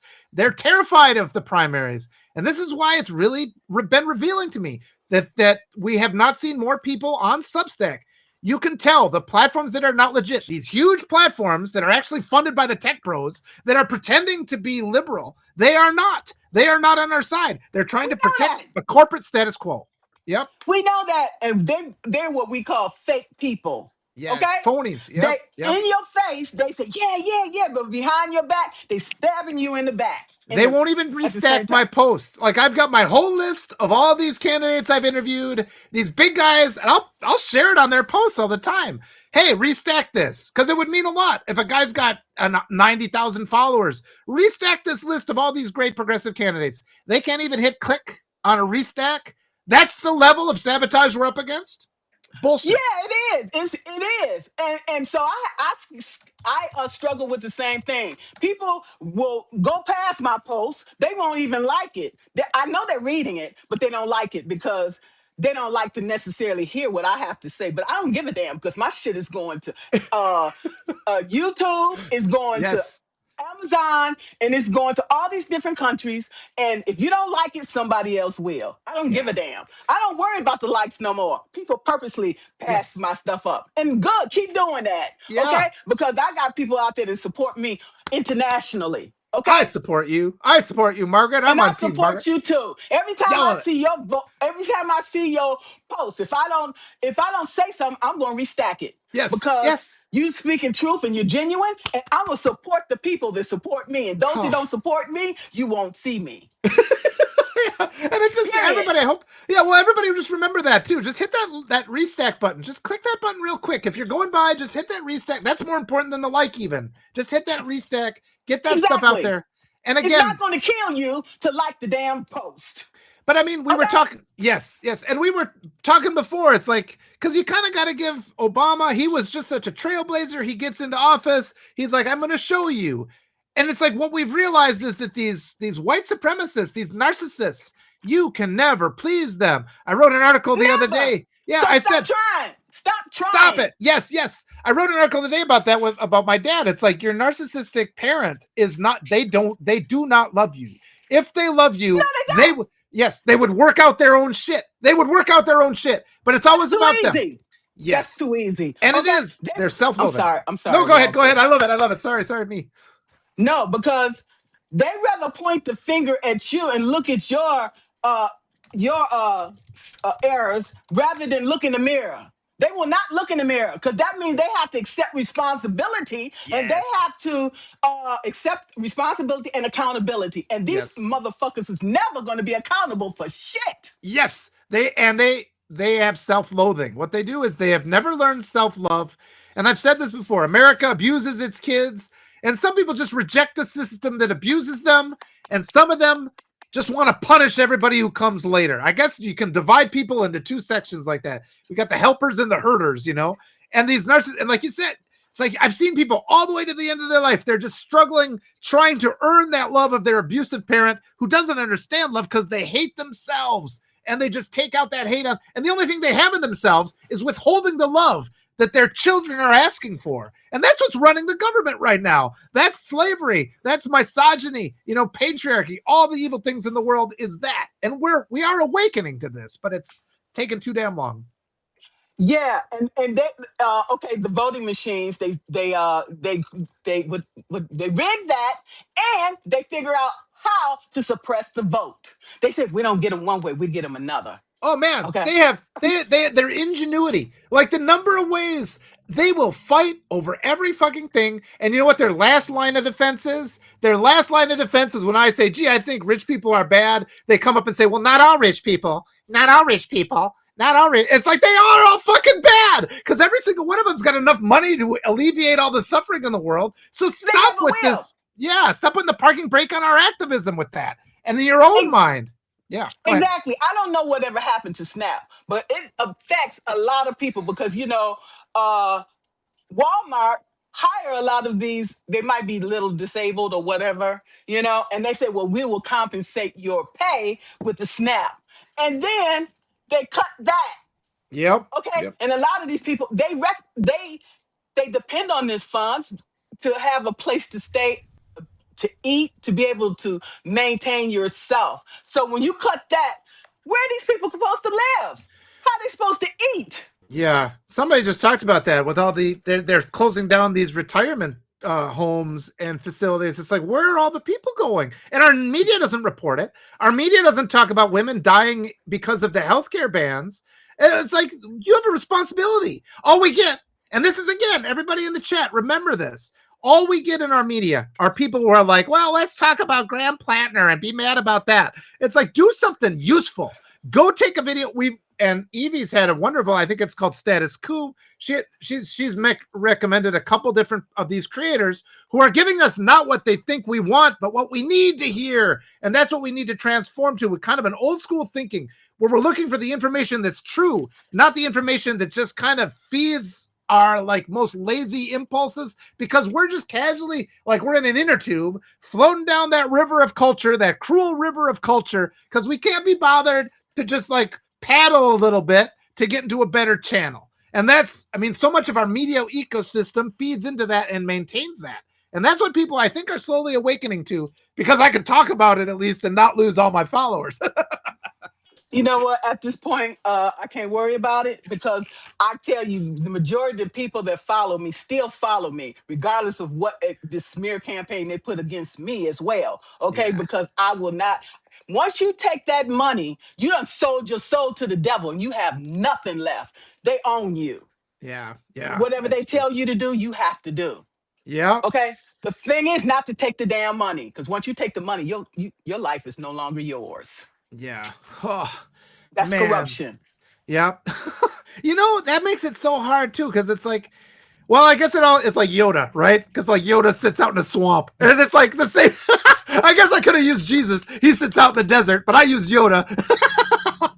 but it's like, how many times do we have to see that? The good people are the ones that are just like, you know, I got nothing. I'm just going to sit here and live on and be nourished by my integrity. And integrity does nourish you. And I tell you what, if you are self-loathing, if you're up to $1 trillion ain't enough, right? That should have been the happiest day in that guy's life. He hates himself as much the next morning as he did the night before he went to sleep. Because no amount of money is ever going to make you happy when the whole world fucking hates you. Yeah. You know why? Because they're a bottomless pit. Yep. Okay. And they must be stopped. That's the other thing. We have to start collectively recognizing this. Again, with the argument, stop trying to please the narcissistic abuser, because that gives them power. That's like asking a magician to tell you his trick. The second the magician tells you the trick, you are not dazzled by the magician anymore. And you have to just step away. You have to step away from those things. Go around, help other people around, and then our final task is to crush the obstacles. It's not enough to just get yours. We have to lift everybody up. We have to bring everybody around. And too often, because I'll do this in writing, because I never get the big publishing deal. And I'm just like, oh, I understand why. They don't like humanitarian. They'll publish the biography of some fucking white supremacist, but they won't publish a novel about kindness and decency and being a good parent. And that's a deliberate choice. This is oligarch society, this enabling of narcissistic abuse. But people will say, well, Walter, why are you complaining? You've done well. And it's like, I'm not thinking about me. I'm thinking about all the others coming behind. And that's how we all have to think. Exactly. Now, my neighbor, okay, I went over to talk to her. I knocked on a window when I was out cutting my grass earlier with in a the hammer. Week. And she said, Margaret, come on in. She said, let's have some tea. And I'm like, yeah, okay. And I sat there with her. She's 90, okay? And her husband died last year. So what she volunteers at the hospital every day to keep herself busy. Because if you sit and idle and doing nothing, you just waste away. So she was telling me that her daughter-in-law is working with this organization, and they figured out how to, because we got so much vacant land here, okay? Oh, and they figured out how to make these tiny homes. Oh, nice, beautiful. Tiny homes for people low income. And I told her, I told her that's great. And she said she was going to have a couple of more meetings to figure out how they can get some other land and build some more homes and stuff. And I thought that was really, really great. Okay, that she's doing that. You know, with her husband dead, and she's over there by herself. She said, no, I'm going to stay in this house. I'm not going to move. Okay. She said, I'm going to die here. Okay. Mm-hmm. And because we can't afford to move. I talked to a realtor, and she said, yeah, Margaret, I can get you into a cheaper house. I mean, I can get you into a smaller house, but it's going to cost you the same amount of money. And I'm like, no, that's okay. I got a 5-bedroom house, okay? And it's just me and my dogs. And I really could come and bring somebody in here and help people out, but you can't because this one person called me, said, Margaret, I got this tenant for you, but she got 2 dogs. I like, no, I'm not accepting nobody with no more dogs because they tear up your property and all of that. I told her I'd rather keep it empty. But I really, really wish that I could get a person in here that's going to be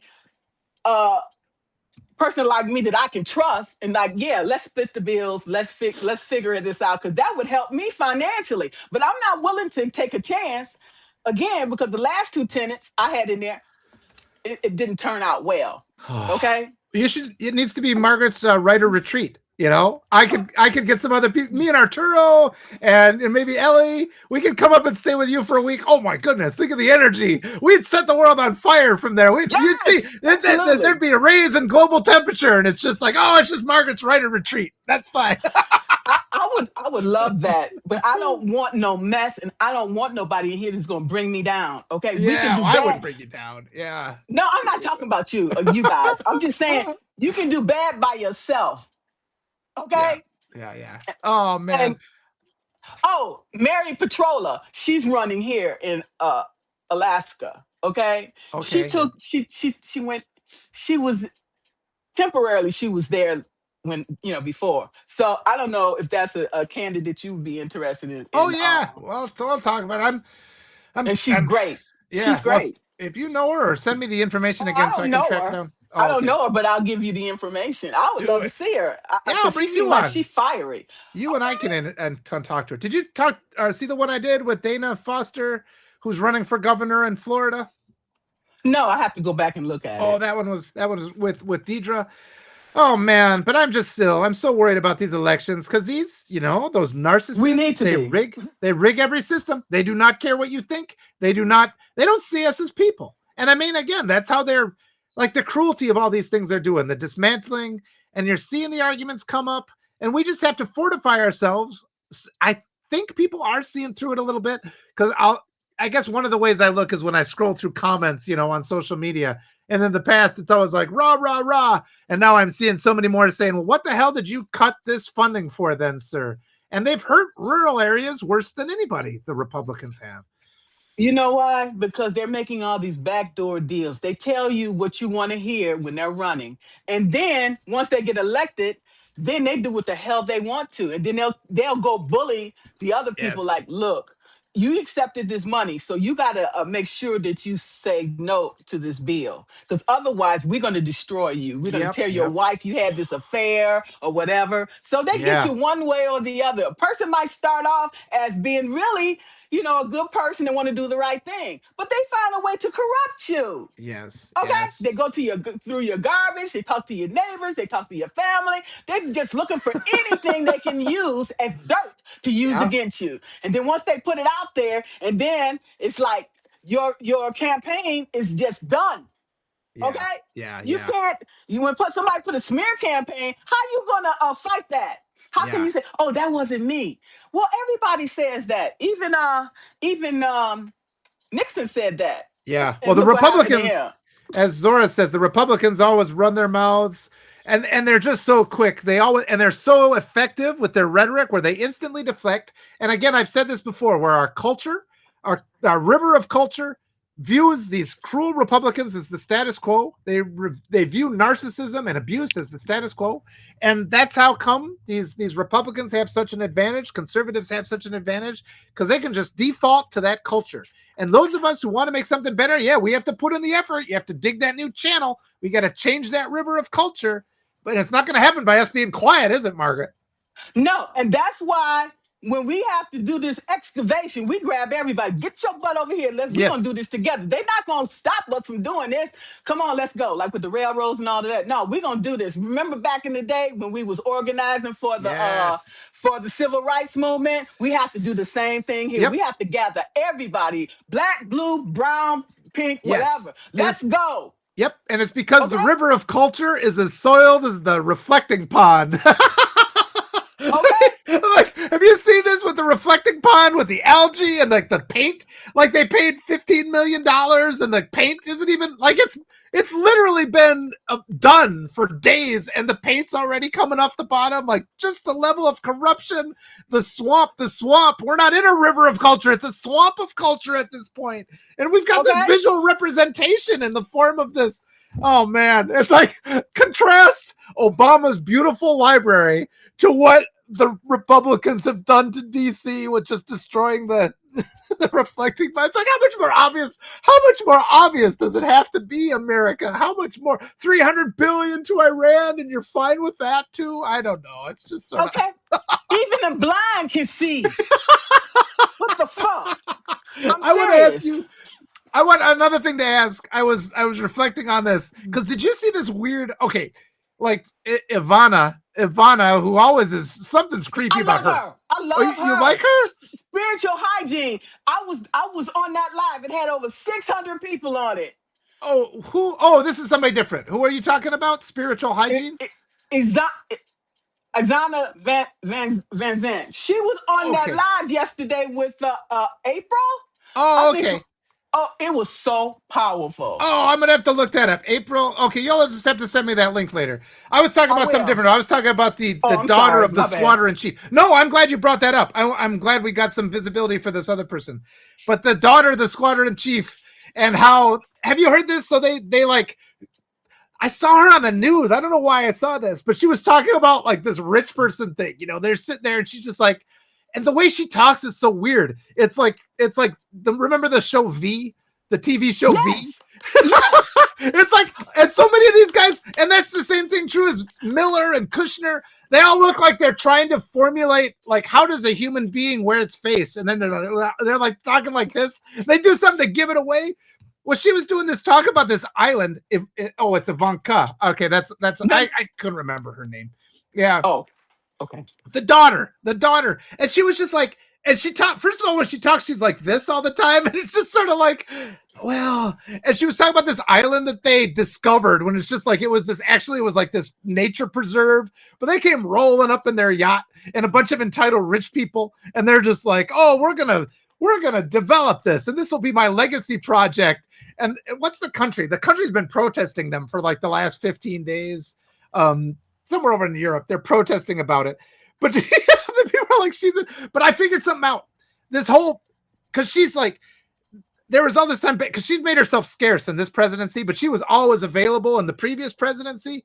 And there was one time where she was like at some union with Canada or whatever, and she was like in this all white dress and her like bleach blonde white hair, like that Mar-a-Lago look. And I was looking, it's like, what is she trying to convey? And you know what I figured out? What? All those Republicans, they bleach their hair that white because it makes it look like a Klan hood. They look like they're wearing Klan hoods when they're like that bleach, super weird, and they stand there like all white, and they look like they're a Klansman now walking around. I think that's kind of like the subconscious programming. What do you think about that? I believe it because you see they have these sheets on their head. They look. It's like a way of evoking that. They got that all. Yeah. That's how you tell them. That's how you tell that they're all in the same. It's always perfectly straight. It's always like that, and it's just like unnaturally white. Yeah, and I think that's what they do. But then she comes. But you remember, like all the stuff she does. There was this video of her like trying to dance with her kid, and she was like, "It was like, how do human legs work?" She's trying to dance, and the kid looked like the kid didn't want to dance. It looked to me like the kid was like hungry or had some issue.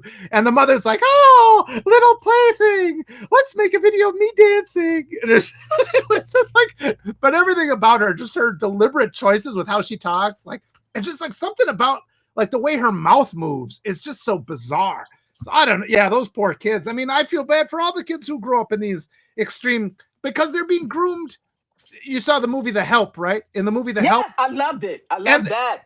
And one of the things that was so powerful about that was The Help was telling the kids, it's like, you're loved, you're good. They're trying to combat the cruelty of these white families, telling the kids, trying to convince them that compassion does exist in the world.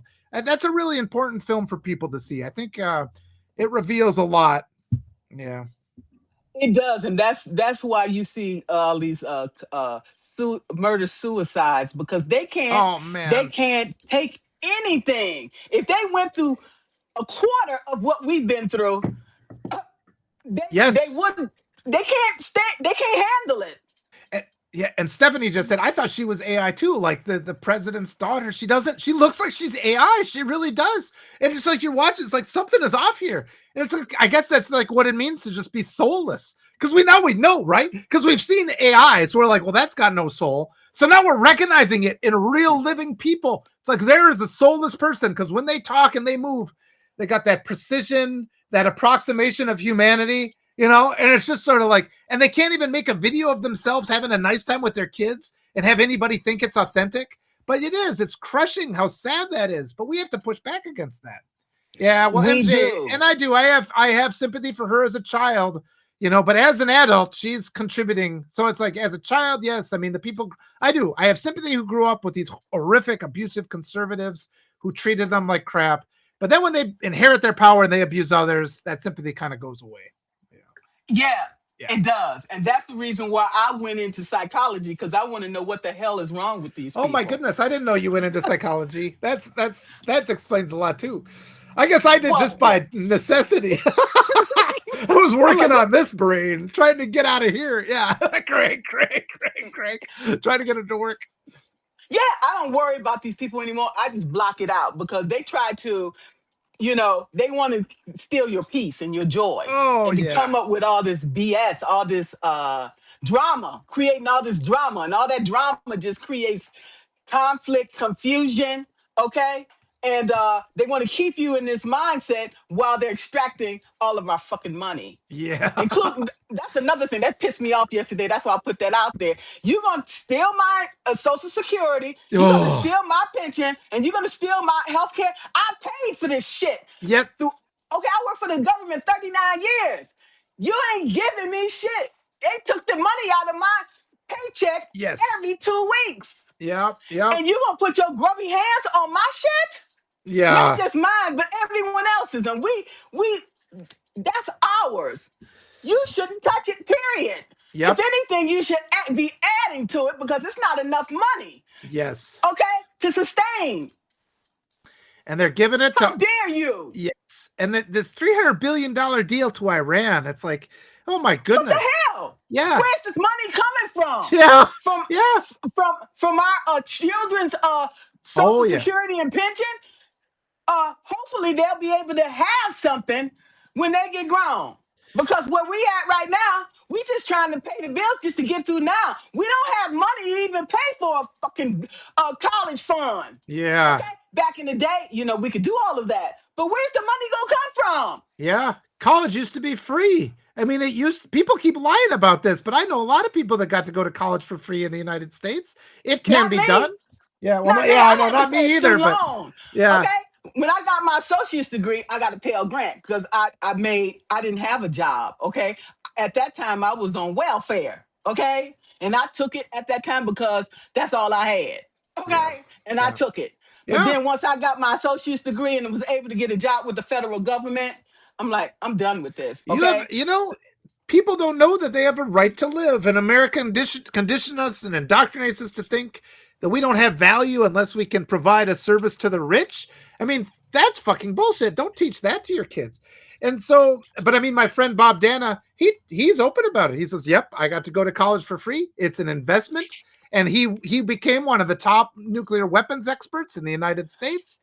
And it's like, I think the United States got a good return on that investment, as opposed to just taking $300 billion and giving it to a foreign nation like Republicans want to do.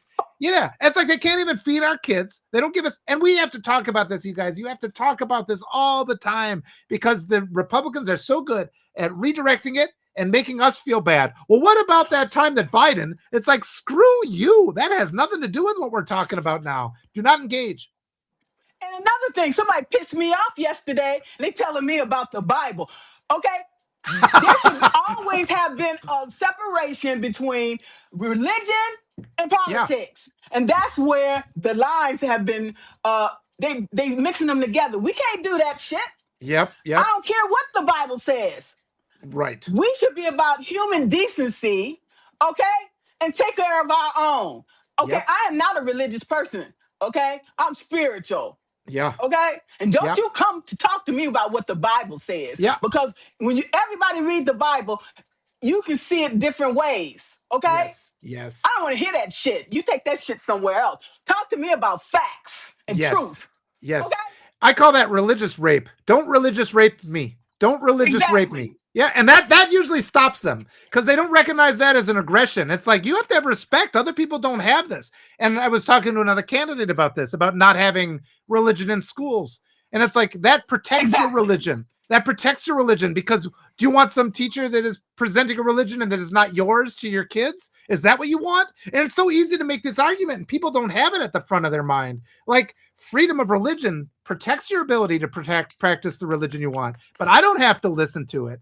And the other thing is Christianity, they use white supremacy uses Christianity as cover. It is camouflage. And when they say these, we call them Christian nationalists. I mean, there's many branches on every tree of religion. One defiled branch, one rotten branch of the tree of Christianity is white supremacy. They don't call themselves that because they know that term is toxic. They call themselves Christian nationalists. But when people say Christianity is under attack, what they really mean is white supremacy is under attack.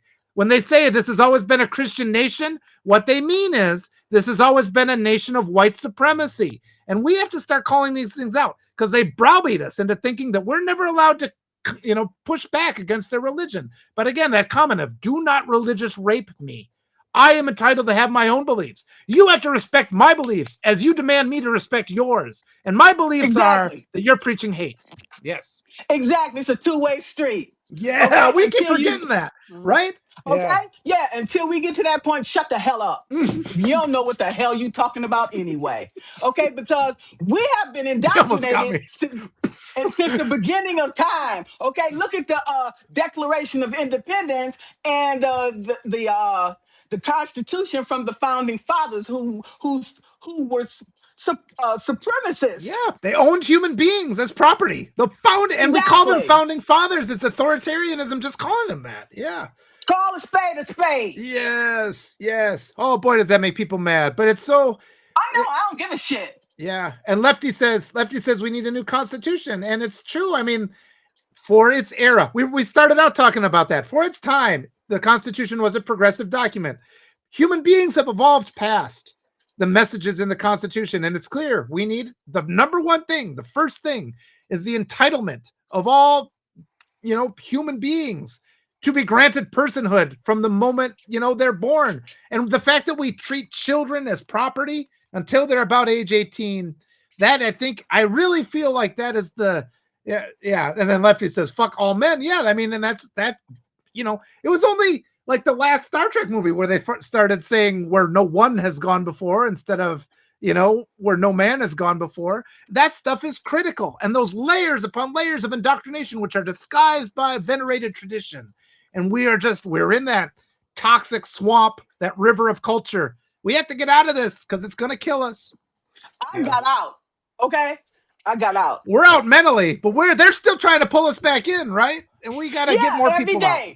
Every day. And I refuse to bow down to anybody. Only person that's superior to us is God. Period. Whether you want to call it universe, whatever. Okay?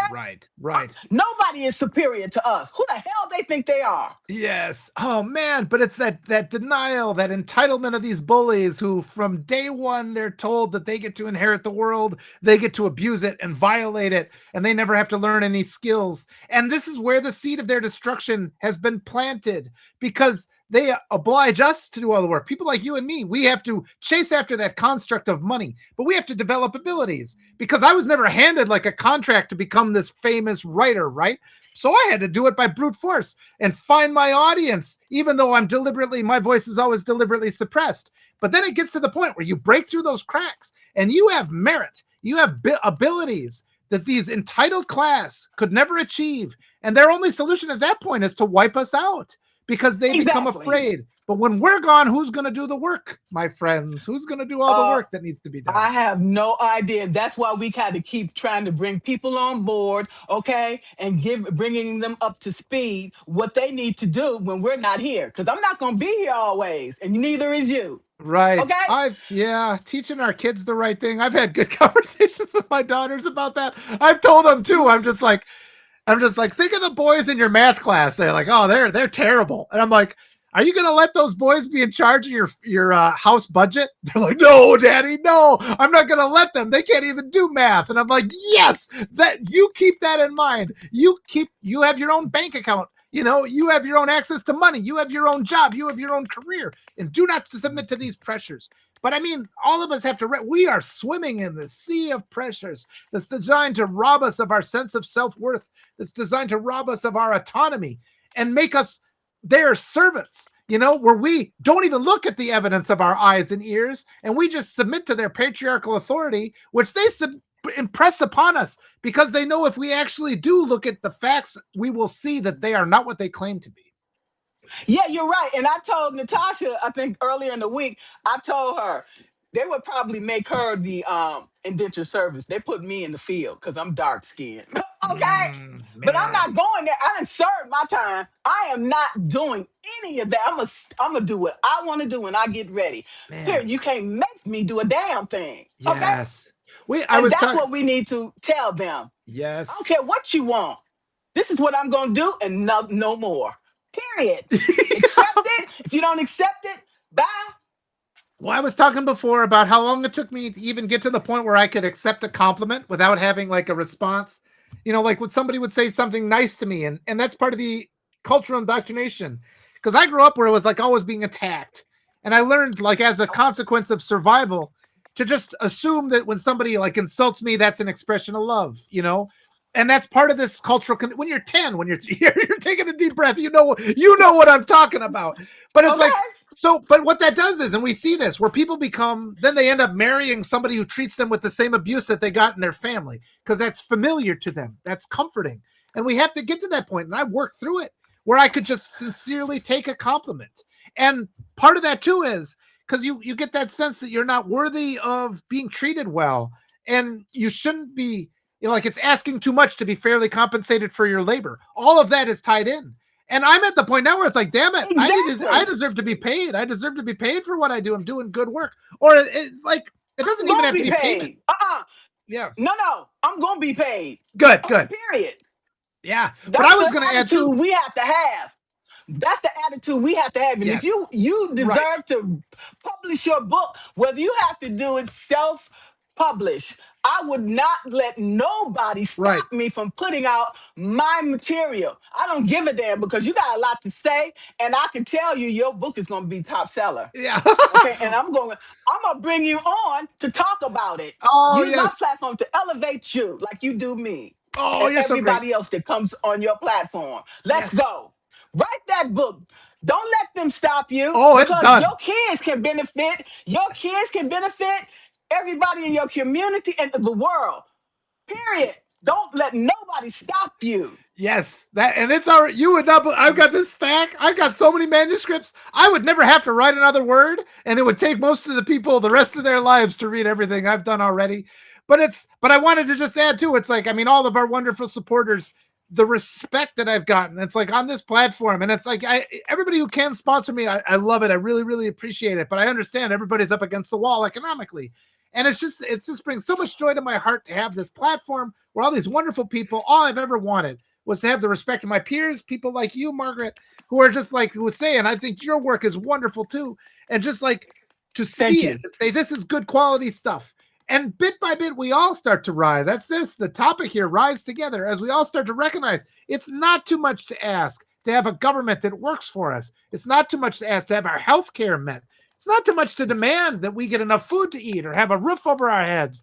That is what a community should do. It should serve everyone equally. It shouldn't take a small group of the self-loathing class and turn over all of our labor to them into this endless, bottomless pit that can never be filled, because they've never learned the fundamental importance of personal integrity. They've never learned a work ethic. All they have is entitlement, and entitlement, the consequence of entitlement is self-hate. Even $1 trillion won't make you happy when you're like that. No, because all of it's going to go to ruin. Okay. Everything that man in that office touched went to shit. Okay. Period. Yeah. I don't know how many times he'd have been bankrupt. I'm just saying, and he has a bad character, and we're going to put him in office anyway. Well, he's What do you still, think? What yeah. did you think was going to come of it? Okay, they made sure that Hillary Clinton didn't win, and I told you that post the other day that Kamala didn't stand a chance. Yeah. Because they wanted to put us in our place. Stay in your place in the kitchen Yep. and in the bedroom. That's Yep. the only place we're allowed to go. Okay, you got Yep. this ball and chain on me. Okay, all right, you're gonna divert me. Kitchen, bedroom. That's your role and that's your place, and that's where you need to stay. Yeah. Well, you think again. Yes. Okay. Think again. And we have to recognize too. I mean, the Democrats, they damn well knew that election was stolen. They damn well knew. They damn well knew. And it's like, and again, just a pattern of behavior. 34-time convicted felon, business fraud related to election interference. He's an insurrectionist. He was under indictment for cheating in 2020. If he didn't win in 2024, he was going to jail because they had that conviction already. And we've got people that claim that they're intelligent people, highly educated people who couldn't see that this guy was going to cheat. White supremacists don't care what the people think. They think it's their entitlement. They don't accept an outcome that they don't agree with. They will rather flip the table on the board game than endure having to admit that they lost. We know what that is. And half the Democratic Party enables it. And those Democrats, they need to go to jail just as much as anybody else involved in this conspiracy. And it's up to us, though. We have to start speaking out about the election fraud. We know it's there. And somebody just mentioned receipts in the comments. We have to start demanding our receipts. Every single time a Republican talks about election fraud, we have to counter because they bring it up all the time. We don't even have to wait. They're the ones doing the shit, but then they're going to twist the script and blame us for it. That's some bullshit. And we keep falling for it.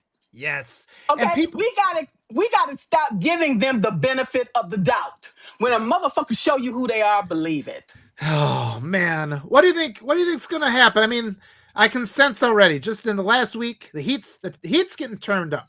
And I mean, we've got the visual representation of the swamp with the reflecting pond. It's like in the 300 billion. And plus, we're seeing a lot of Republicans getting pissed because he's already deprived them of the ability to run again with these falsified primaries that they're doing. You know, he's getting, go ahead. No, you're right. And we should make sure to note all of these people, make sure that they don't come back. Because they will circle back. They like, okay, well, we're going to wait maybe 2 terms and then we're going to run again. That's bullshit. That's bullshit. Don't let none of them motherfuckers come back. Don't let none of them come back. I got a picture to share. Let me do my share screen here. This is perfect. Okay, this is going to work. You see this? You see it? I told my daughter to draw crocodile tears, right? And this is it's crocodile tears. This is the Republican Party. This is what's going to happen. When all the truth comes out, you know, we're going to see all this lie of the redemption arc. All these people who are like, oh, look at how repentant I am. And I want you all to look at this drawing. And like, just as Margaret said, when they show you who they are, you believe them. We have to stop elevating. This has been my theme. This has been my theme this week. Stop making excuses for abusers and start to elevate the survivors, because the survivors are the people who know what the true consequences of these reckless actions are. And we need to put those survivors behind the levers of power because they're going to protect all of us. And these crocodile tears are lies.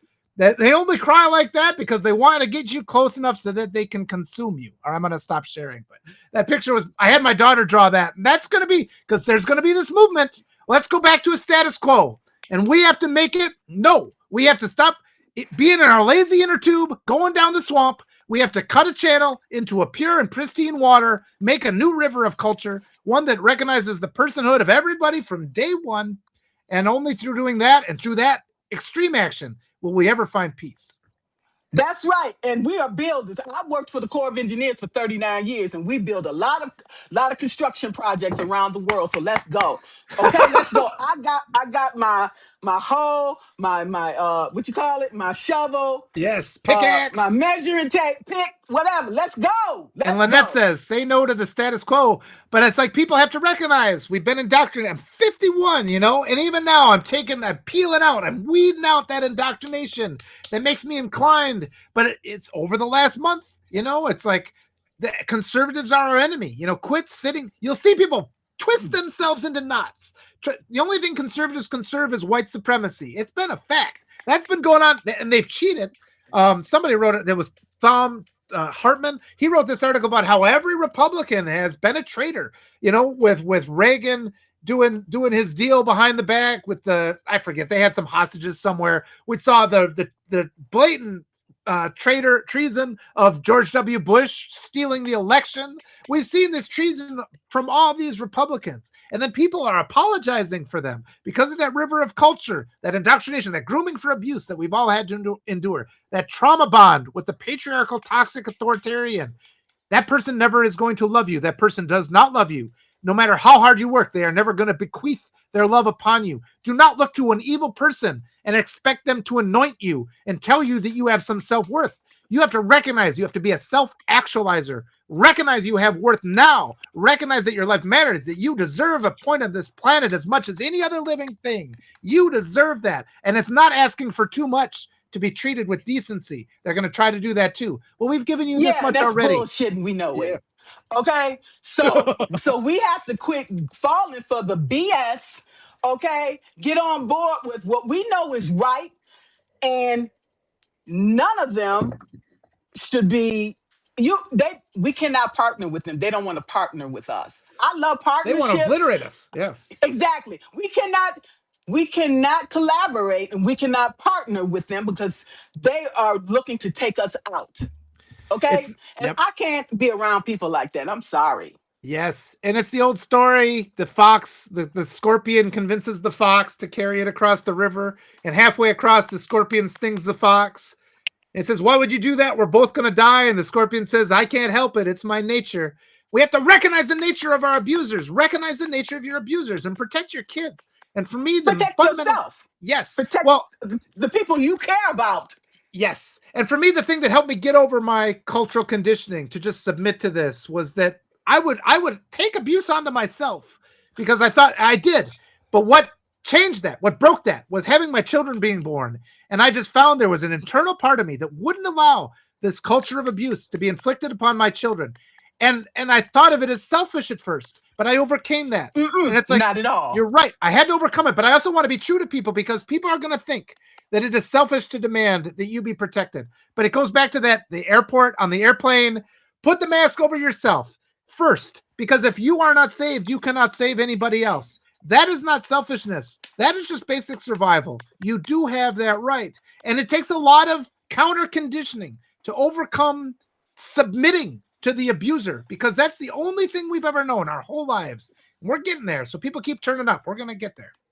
Yeah, and we just get there step by step and recognizing the enemy for what they are.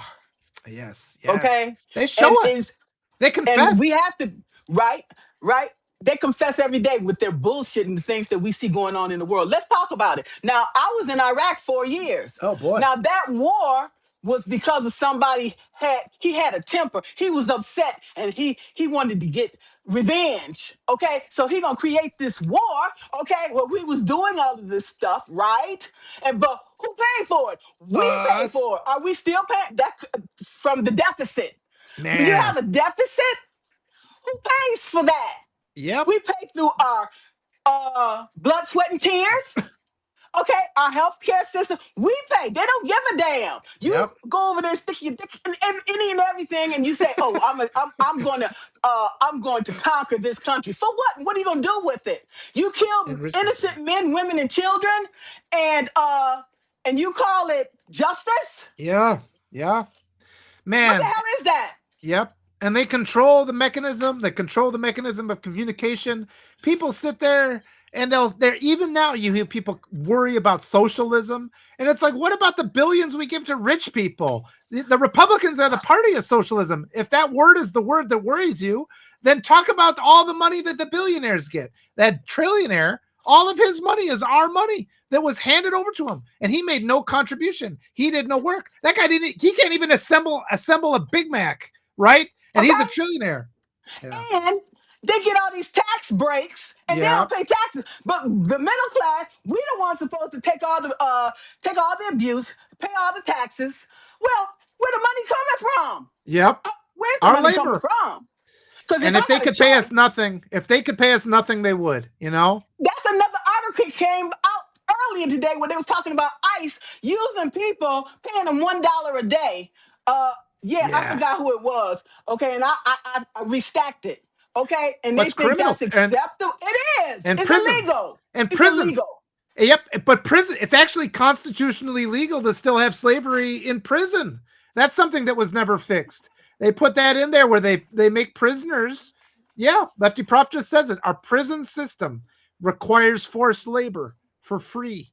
And so slavery is still legal in the United States, and it is shameful. Yep. Bye, Debbie. We're running out of people. I have been on for like 2 hours, so we should probably start winding down. Oh, I love it. I love it. We need to do this more often. I need to pull you in.